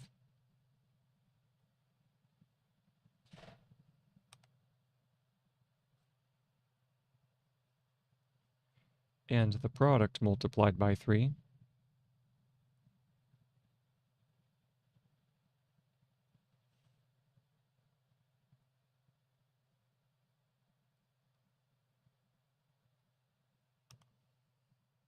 Is the same as 27 multiplied by 5 times 3.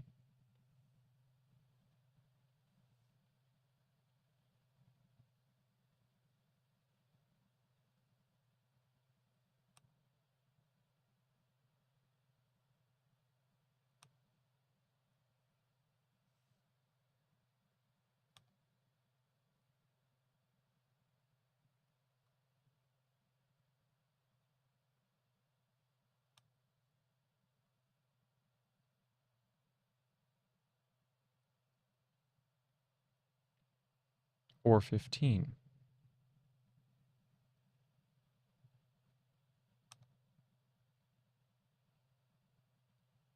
Also, if a number be divided by any number,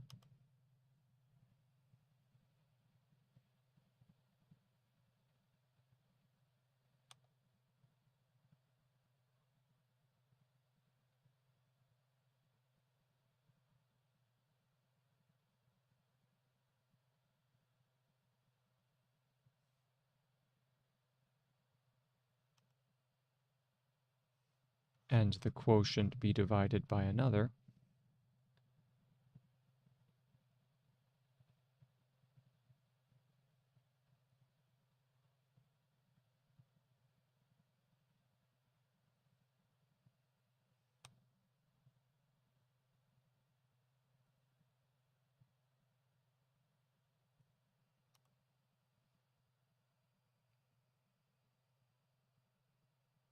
it is the same as if the first number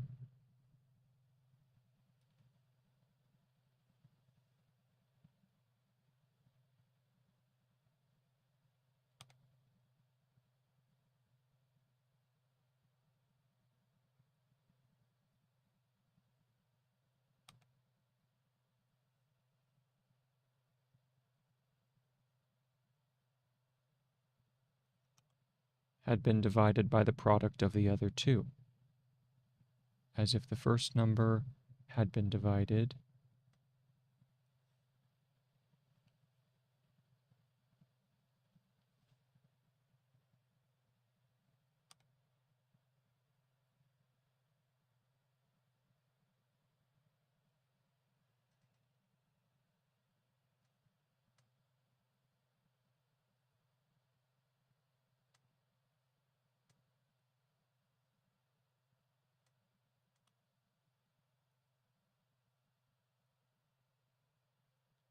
For example, divide 60 by 4, which gives 15.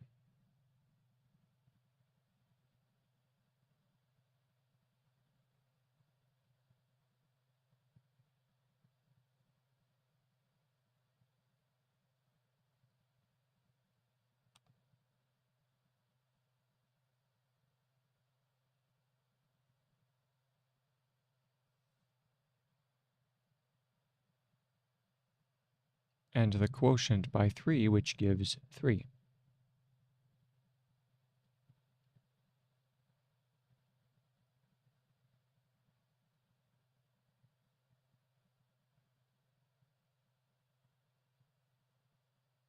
Which gives 5.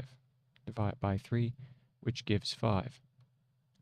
It is plain that each of the 4 15s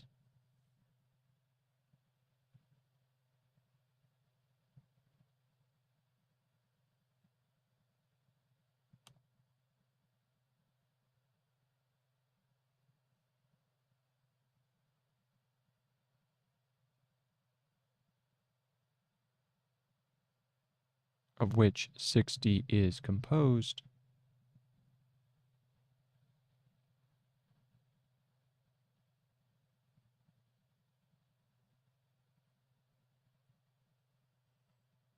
be divided into 3 parts, into 3 equal parts.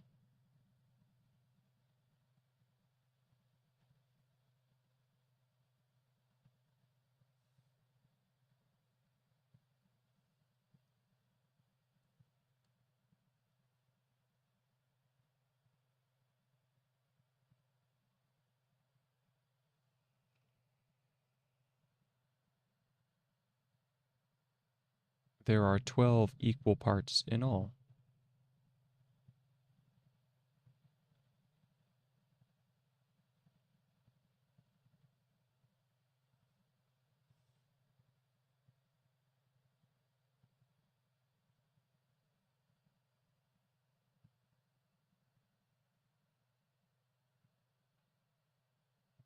Or a division by 4. Hold on, my eyes are starting to cross a little. There are 12 equal parts in all, semicolon, or a division by 4.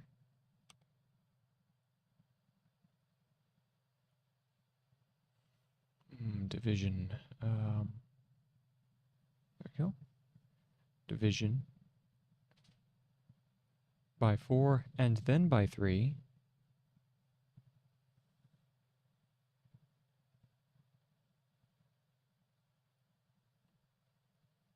is equivalent to a division by 4, by 3, or 12. Is equivalent, I think it is just that value right there. Equivalent. Hold on, can't spell. It was funny, I could feel myself spacing out there for a second, and now I'm trying to bring my brain back. I feel like I'm trying to bring my brain back into line. Where's equivalent? Why can't I? There we go. Equivalent. There we go. Oy. Boy, that was a weird experience. I felt like my brain just went, whoo, and now I've settled back in, you know? Oh, that was weird. All right, here we go. Literally spacing out. Is equivalent to a division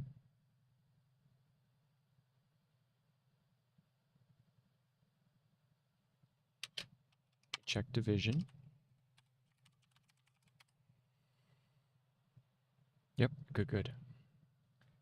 By 4, by 3, by 4, by 3, or, let's do this down here.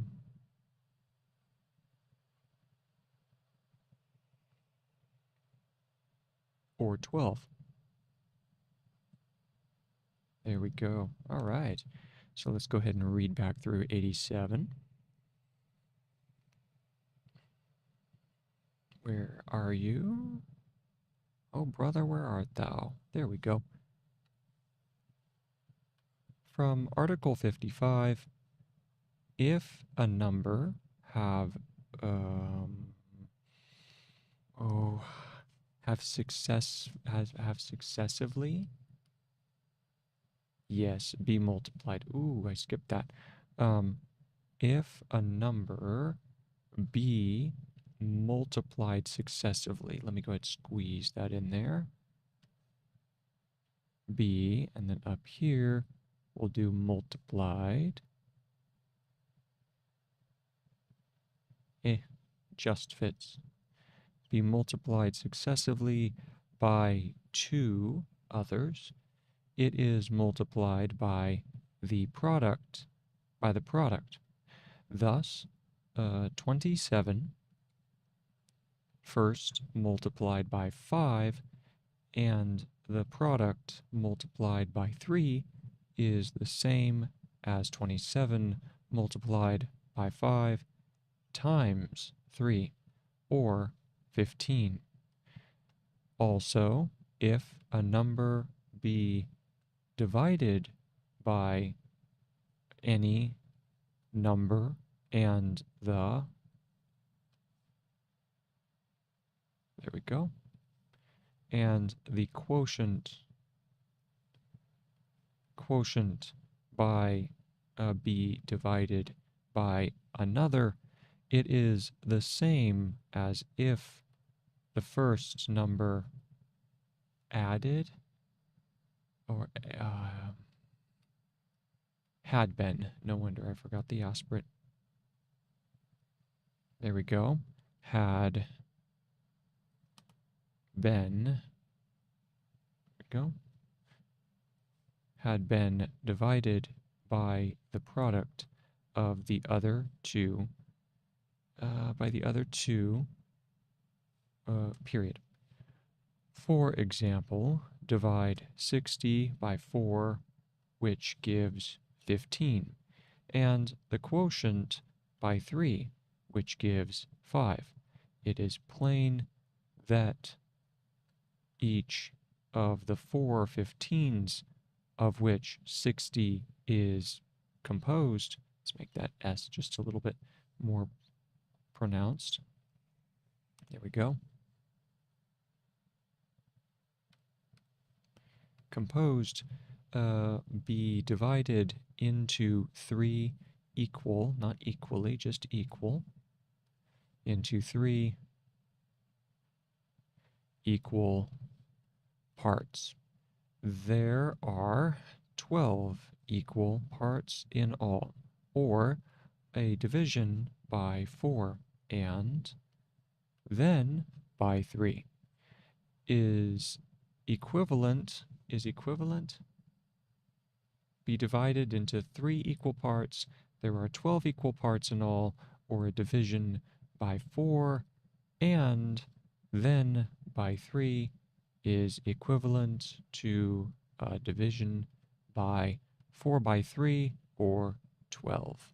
Very nice. Moving on to Article 88.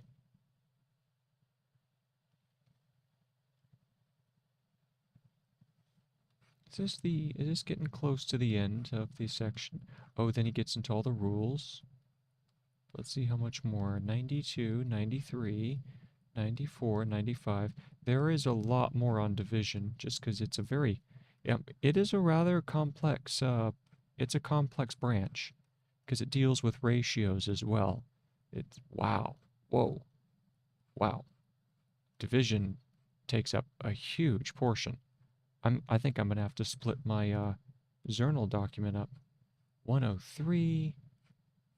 Oh, oh, because he's using it as the means of getting into multiples or factors. And then he goes fractions. Okay, very clever. Very clever. So he uses division to get to multiples. That's an excellent way to do it. Well, of course, it's De Morgan. Wouldn't expect anything less. 88, 95, 93, 92, 91, 89. There we go. Lined up.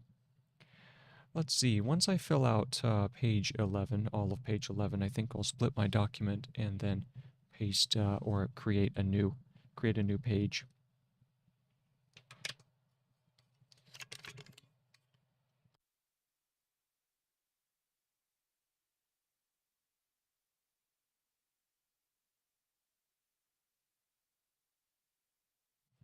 Okay, so let's go ahead and do as much of 88 as I can fit.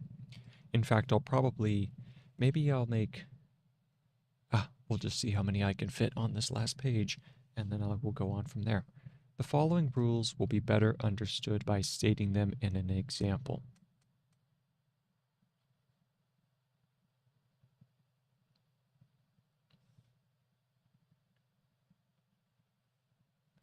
Will be better.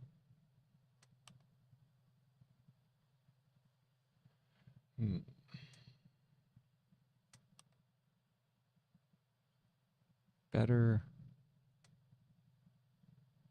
understood by stating them in an example. If 32 be multiplied by 24,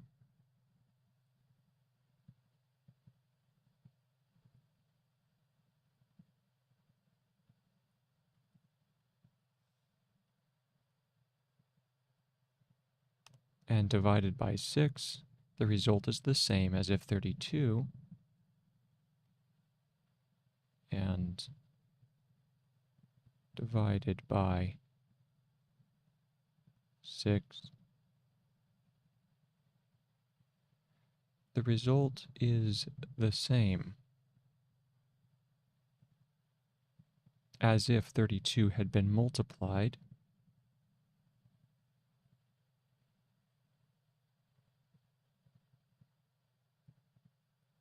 had been is almost, that is an actual phrase, isn't it?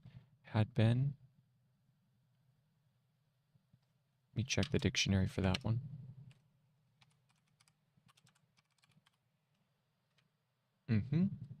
And there's no need for the in or the aspirate if you put them together.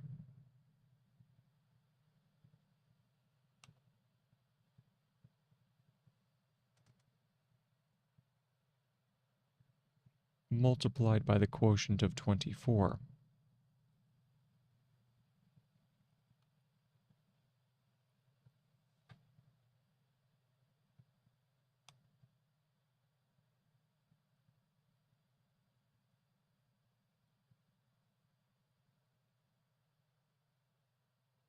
Divided by 6, that is by 4.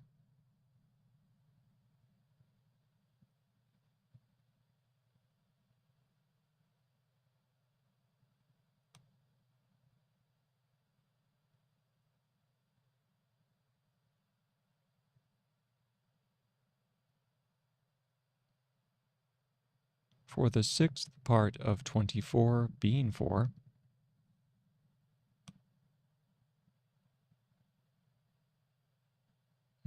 sixth. I think I'm just going to do longhand for that. It's easier.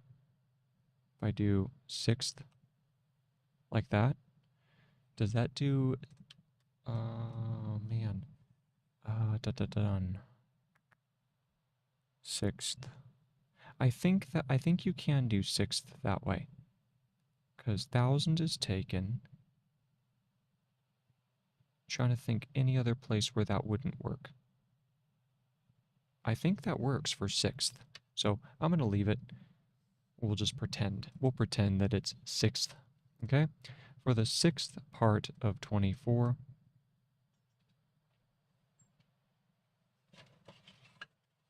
being for the sixth part of any number repeated 24 times,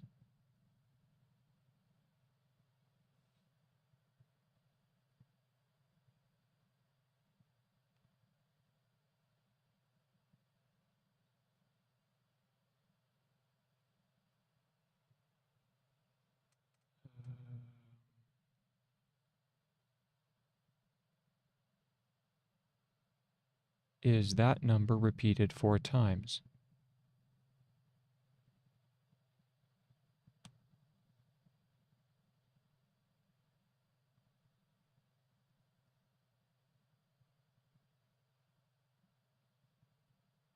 Or multiplying by 24,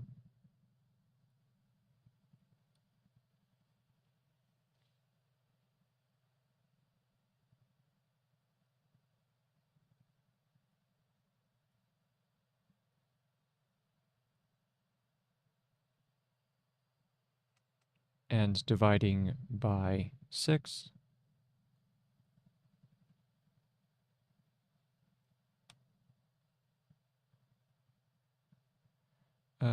yeah,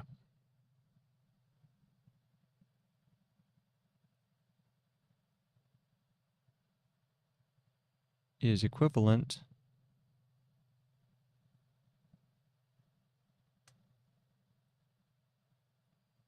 to multiplying by 4.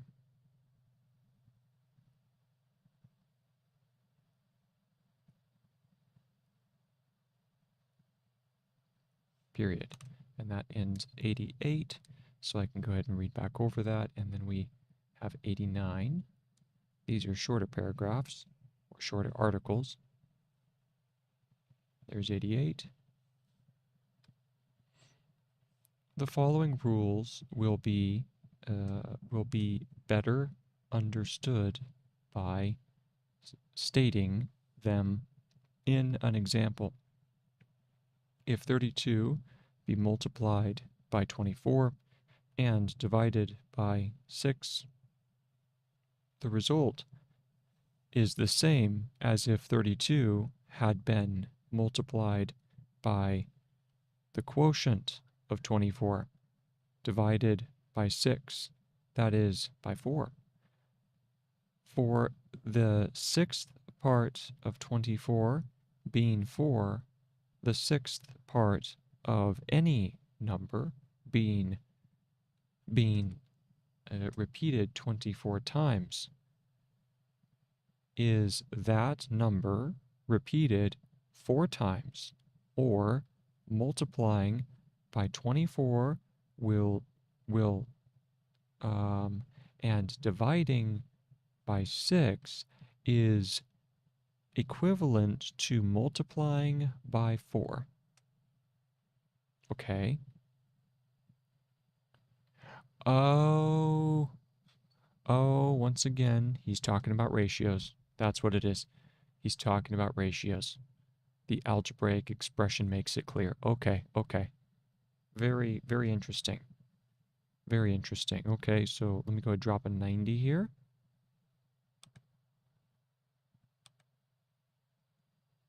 This is 90. The results of the last 5 articles may be algebraically expressed thus. Move up here. We're getting close to the end of this section, and then we'll add another section. So the results of the last 5 articles. The results of the last 5 articles may be algebraically expressed.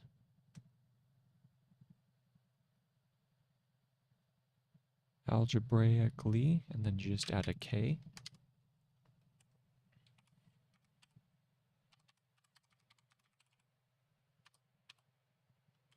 There's algebraical, and then algebraically just adds a algebraically. Do we add an L? Algebraically? Yes, we're going to add an L. Algebraically. Or no, it is just KE. Yeah, KE. Maybe algebraically expressed. EX. Is that expressed? I know we use that a lot with Sonke Arens, but I haven't used it recently, and I can't remember it. No, EXPR.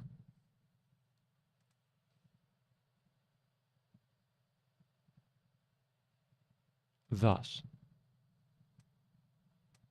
And we have the form M A over MB is equal to A over B. In other words, no constant, provided you multiply it the same on the top and the bottom, is going to have any change on the ratio. The ratio stays the same. The ratio stays the same. Okay, and here are some others. So these are all the different articles. So in Article 85, here's what he's speaking of. This particular truth about fractions or division is the same. So it doesn't matter what you multiply by. If it's a factor on the top and the bottom, it's the same as if you had the reduced form. MA over MB is the exact same as A over B. Okay? And now we go forward. Here are the next forms. Now these I'm going to have to use a little bit more space. If n divide A and n without remainder, if n divide A and B without remainder, and then we're going to need a little bit more space, like I said, so we'll do 86 right here, and this is stated as A over N over B over N is the equivalent to A over B. Okay? This means that you can divide, or you can find the ratio of A and B, a ratio of two quantities, okay, if you find the ratio with the same denominator, all right? The ratio of the quantities A and B, if you then find the ratio of those quantities to the same quantity N, it is still the same as if you are finding the ratio of the two quantities A and B, provided that the ratio of ratios is the same. Okay? And that was 86. Now we do 87 is right here. And 87 states that if you have a ratio of A to B, and you then attempt to find the ratio of that ratio with C, okay? That, no, it goes this way. Am I looking at that right? A, B, and then C, correct? Opens up, yeah, okay. So if you're looking at that, you have the ratio of A to B, and A to B, and then you find another ratio of the ratio. So this is a ratio of the ratio. It is the same as if I need to give myself just a little bit more room, so I'm going to move this over here. A over B over C, okay? this is the equivalent to finding the ratio of A to the product of the two denominators, or the product of the ratios. Okay, so this is, you take your base value, which would be A, and you're finding the ratio of A to B, and then you find the ratio of that ratio, which is C.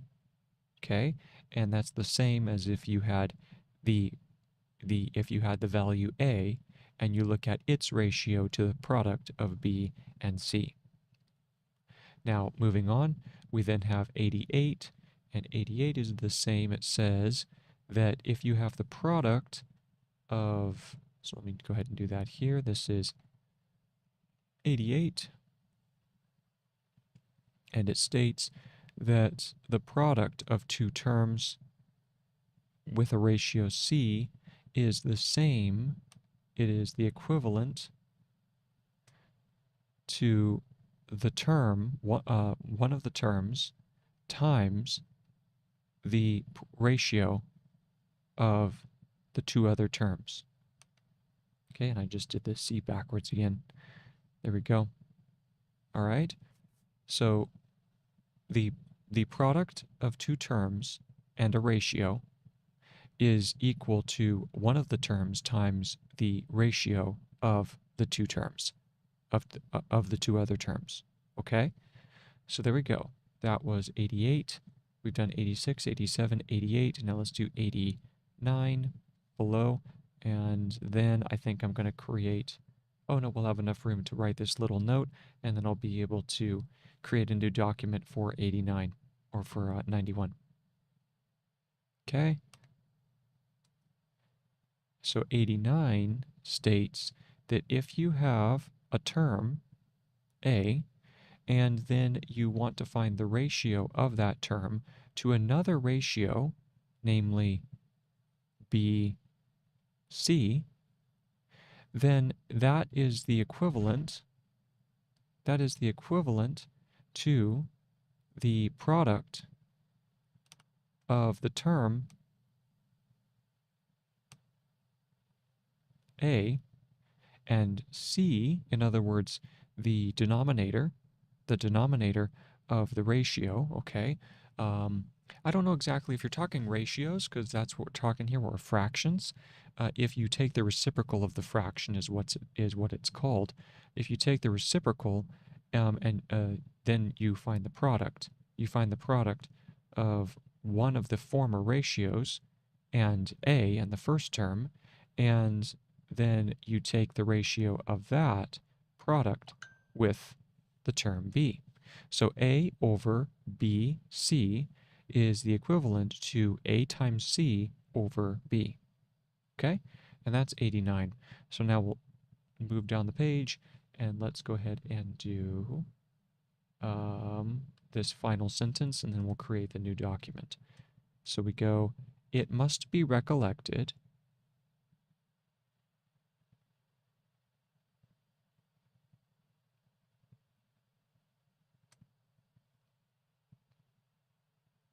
however, that these have only been proved in the case. It must be recollected, however. Oh, what is however? Is it? Is it that?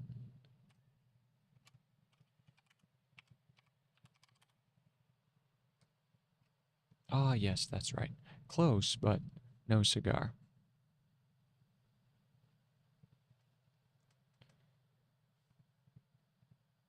That these have only been proved in the case. That these have only been proved in the case where all the divisions are without remainder.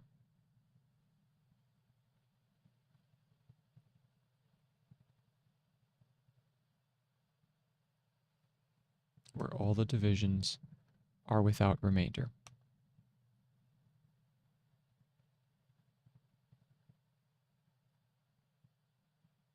All right. So, was there much reading in 90? Not really, because we already spoke through all these forms, and that's really important. That's a foundational. This section right here is the foundational element for understanding fractions, for understanding ratios in general, the relation of parts of things to things. So really fundamental information right there in that table of 86, the articles 86, 87, 88, and 89. Okay, so I'm going to go ahead and save this document and create another one. There we go, over here. And let's go ahead and export as a PDF. This is going to be in Mathematics, Fundamentals, and this one is Section 4, 4-01, 4-01, Section 4, Division.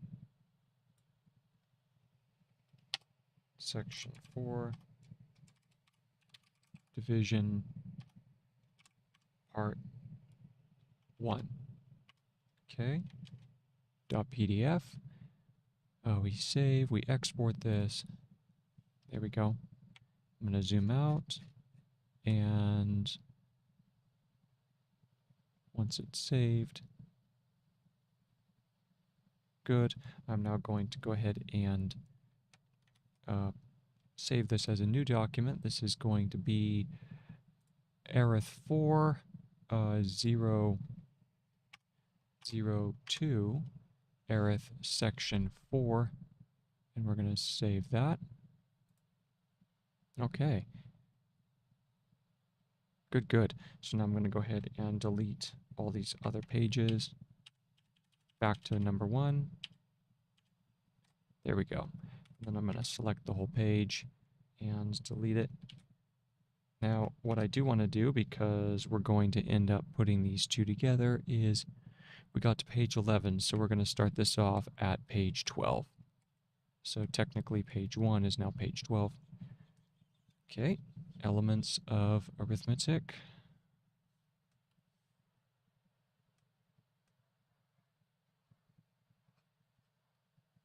And this is section 4. And this is page number 12. Okay. Moving on.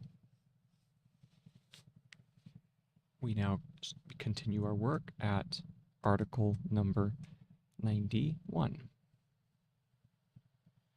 Zoom over. All right. 91.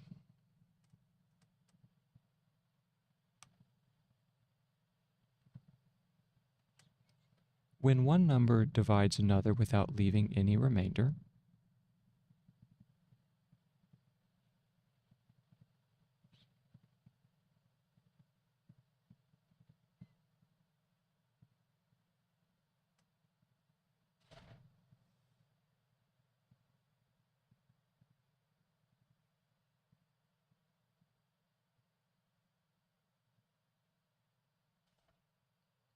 or it contains an exact number of times,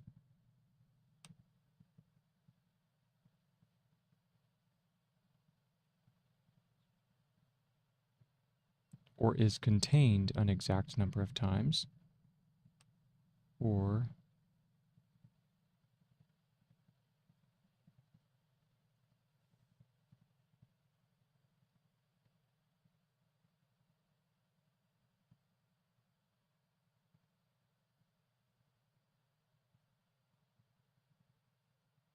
in it, it is said to be a measure of that number.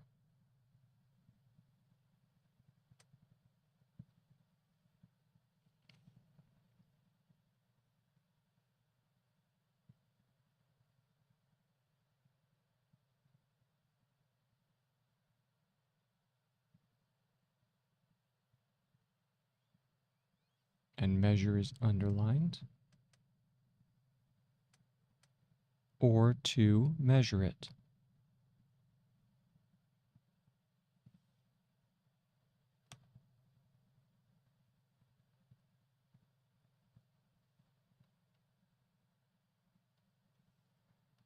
Thus, 4 is a measure of 136.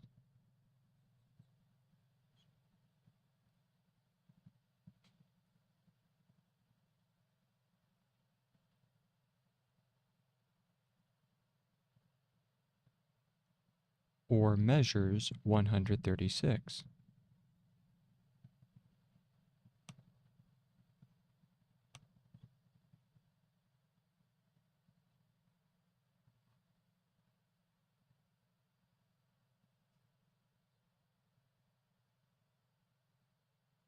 But it does not measure 137.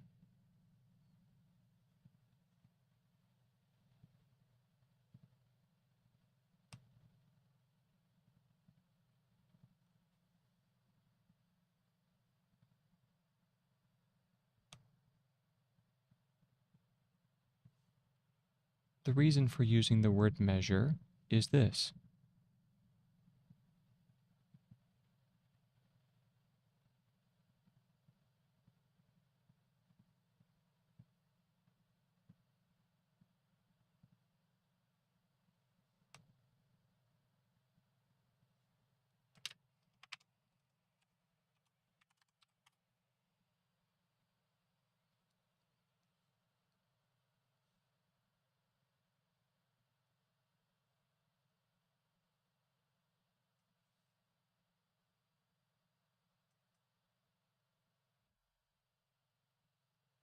Suppose you have a rod 4 feet long.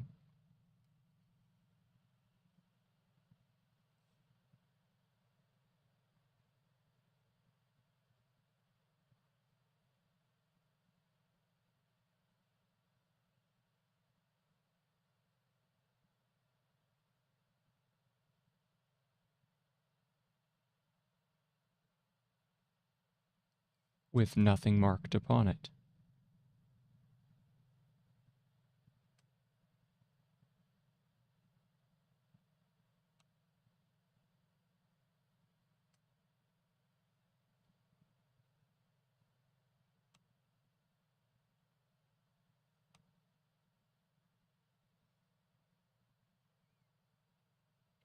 With which you want to measure some length.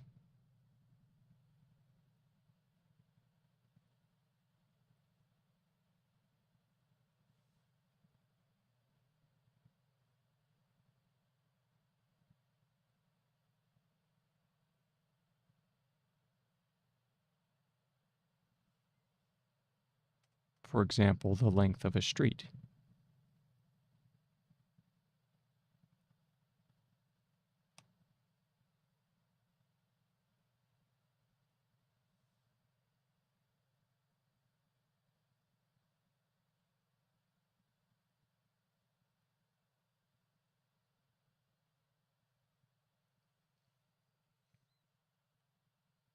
If that street should happen to be 136 feet in length,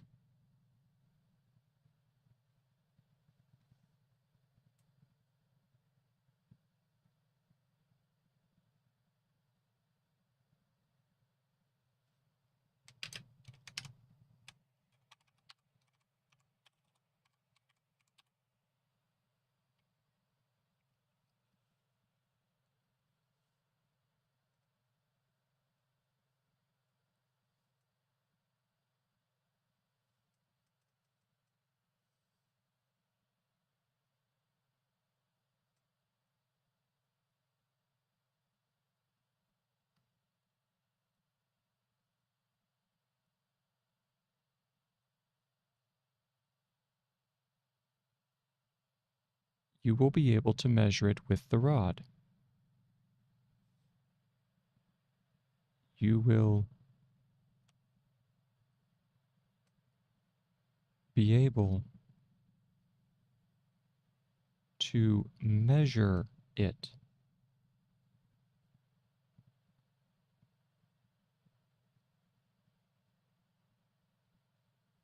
With the rod. because since 136 contains 4,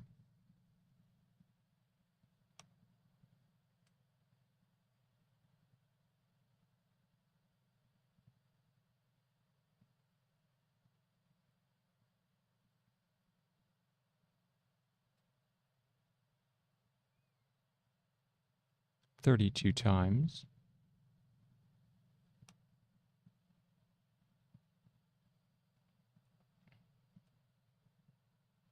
you will find that the street is exactly 34 times the length of the rod.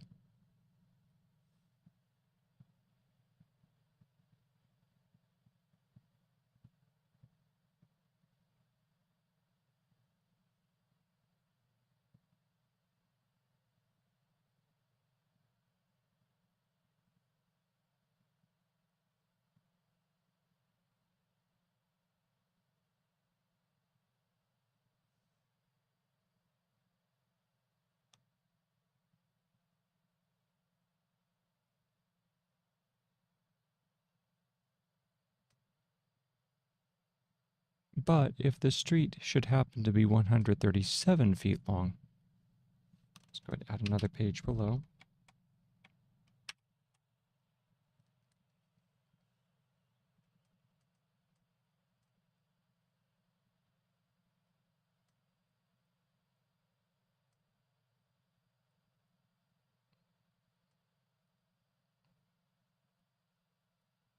Page 13.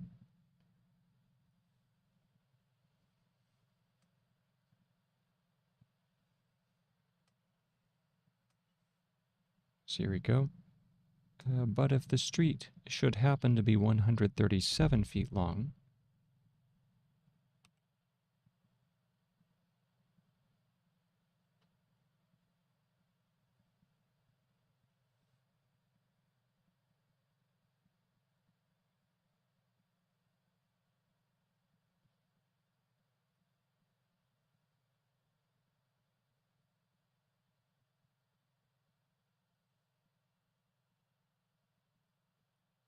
you cannot measure it.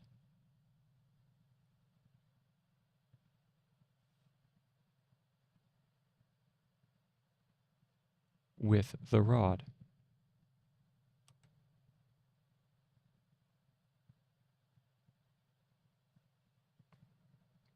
For when you have measured 34 of the rods,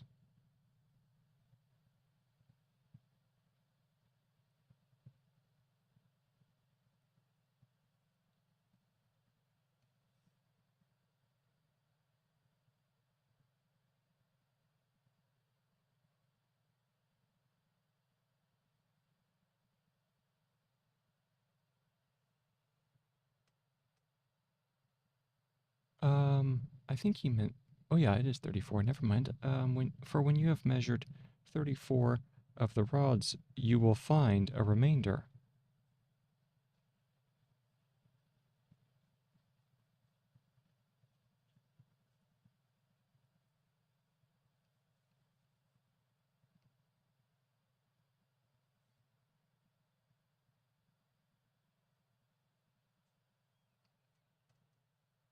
Whose length you cannot tell with some shorter measure.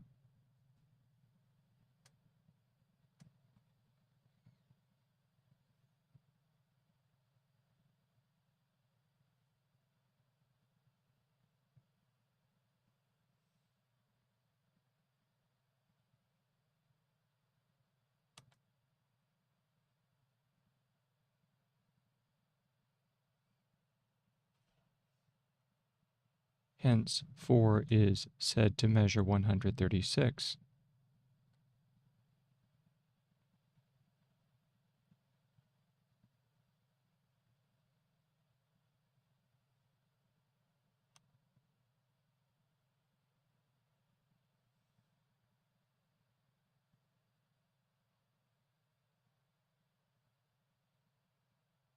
But not to measure 137.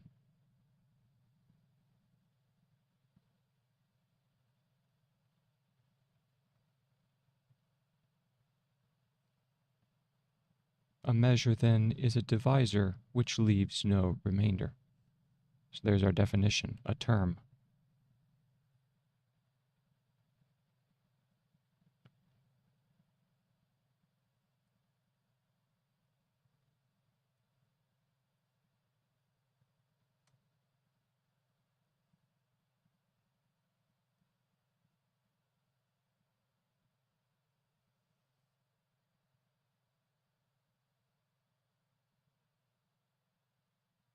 Good. So that's the end of that paragraph.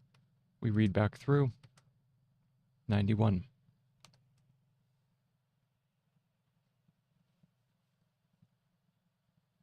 We begin. When one number divides another without leaving any remainder, or is contained an exact number of times in it, it is said to be a measure of that number. On to or as or. Let's fix that up a little. There we go. Or to measure it. Thus, 4 is a measure of 136, or measures 136. By it, but it does not measure 137. The reason for using the word, let's go ahead and clean up using. There we go. For using the word measure is this. Suppose you have a rod 4 feet long with nothing marked upon it, with which is what? Suppose you have with which you want to, oh, that's a you. With which you, there's you, want to measure some line or some length. For example, the length of a street. If that street should happen to be 136 feet in length, you will be able to measure it with the rod. Because since 136 contains 4 32 times, you will find that the street is exactly 34 times the length of the rod. But if the street should happen to be 136 feet long, you cannot measure it with the rod. For when you have measured 34 of the rods, you will find a remainder whose, let me check whose,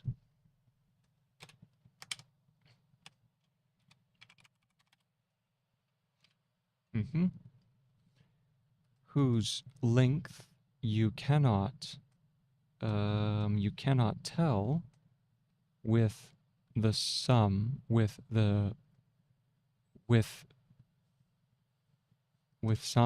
some shorter measure. Hence, 4 is said to measure 136, but not to measure 137. A measure, then, is a divisor which leaves no remainder. Okay, moving on, next paragraph, paragraph number 92. Greatest common measure. We're now doing greatest common factors is the other name for it. So the old term for factor is measure. The old term for factor is measure. Very interesting. Okay, so 92.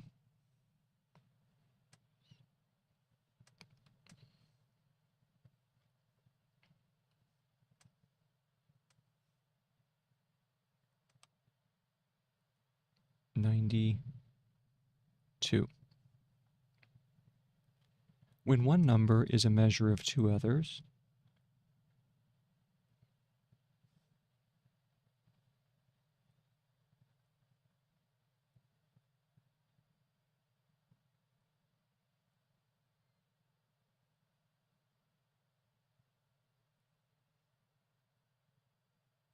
it is called a common measure of the two.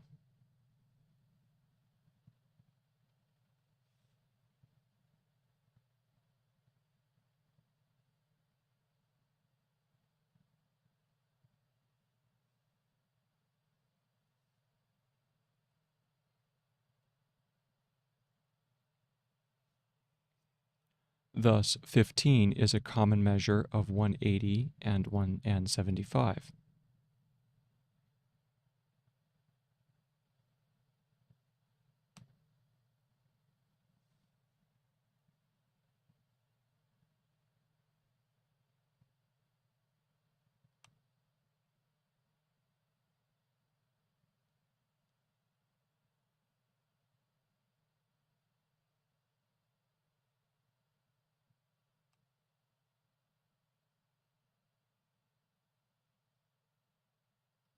Two numbers may have several common measures.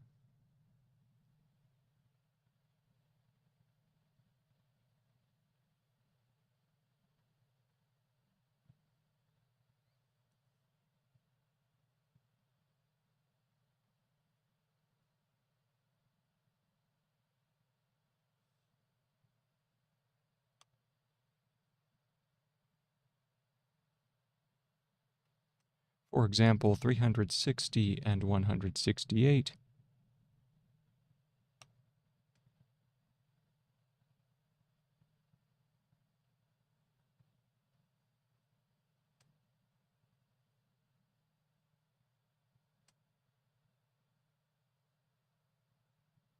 have the common measures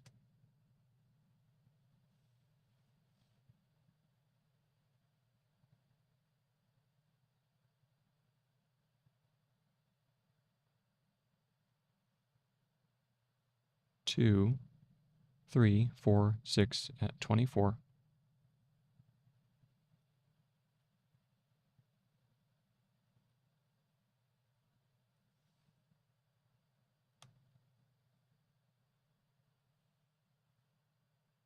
And several others.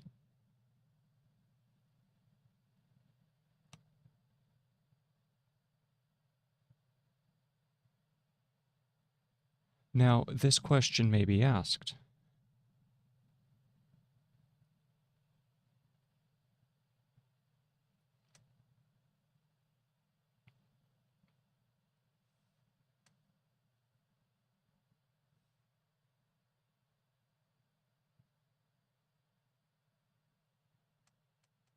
Of all the common measures of 360 and 168,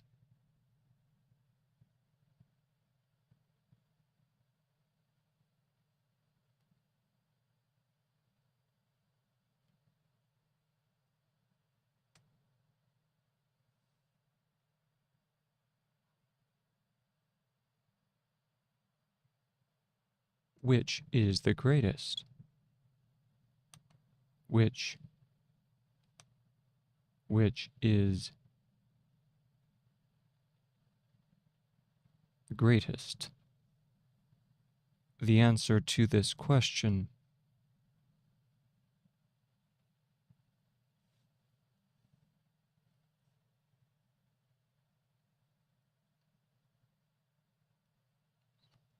is derived from a rule of arithmetic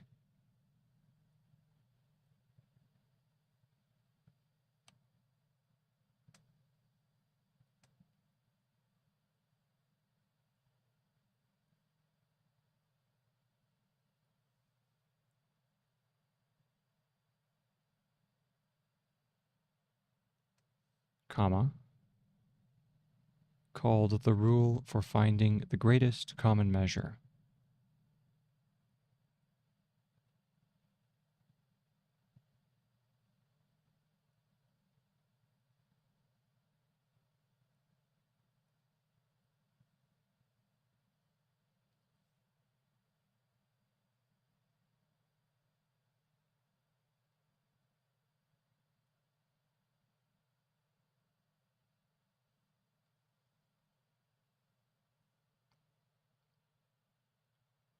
which we proceed to consider.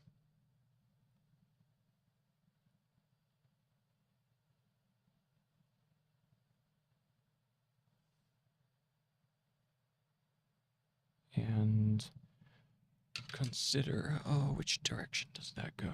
I think it curves back in on itself, right? Let's check.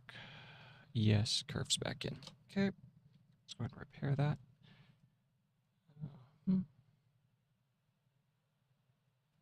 There we go, which we proceed to consider. Okay, so let's go ahead and read back over 92.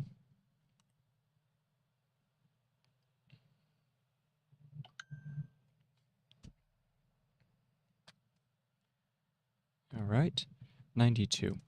When one number is a measure of two others, it is called a common measure of the two. Thus, 15 is a common measure of 180 and 75. Two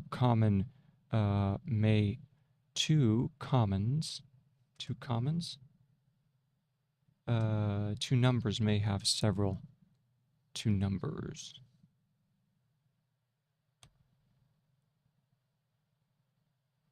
There we go. Two numbers may have several common measures. For example, 360 and 168 have the common measure 2, 3, 4, 6, 24, and several others. Now, this question may be asked, of all the common measures, 360 and 168, of all the common measures, 360 of 360 and 168, which is the greatest? The answer to this question is derived from a rule of arithmetic called the rule for finding the greatest common measure, which we proceed to answer, or no, to consider, not answer. Okay, let's go ahead and move down the page. If quantity of one quantity measure two others, so this is article 93, and I know I can see by the clock we're getting very close to our time. So we'll go to 94, and hopefully, hold on, I need to make sure my volume is turned down so we don't blast our ears. There we go. If one quantity measure two others,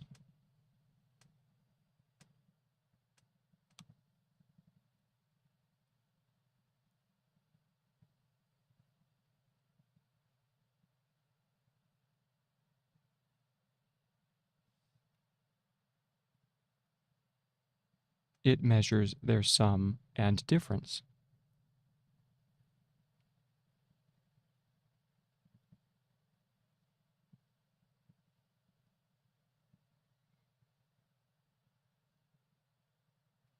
Thus, 7 measures 21 and 56.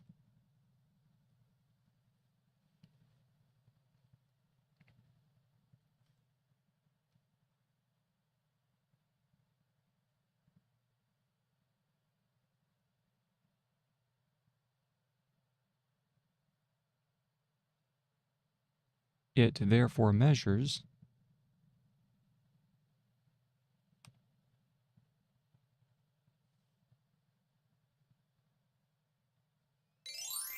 and there's our time. It therefore measures 56 and 21 and 21 and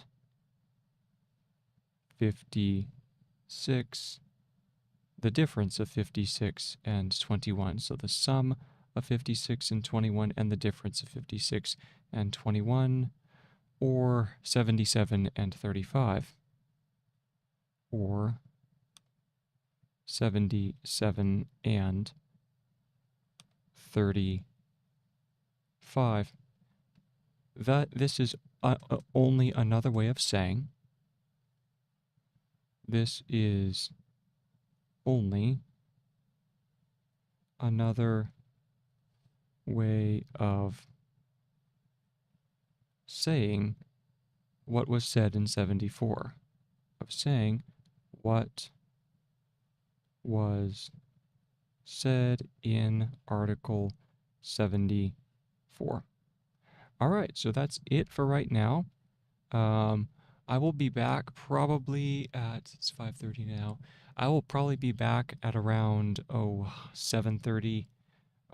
Boy, I'm not sure if I'll be able to actually have time to do another set tonight because I have an engagement this evening at around 6:30. We'll probably call it there for this evening. So I know not as much done today on shorthand. I had some orientation stuff to do for university work and all that. So anyway, thank you very much for joining in, and I hope you are having a wonderful evening. Hope that you were able to accomplish everything that you set out to do today. So thank you so much, and I wish you all the best. Take care, and I will see you tomorrow. Bye-bye.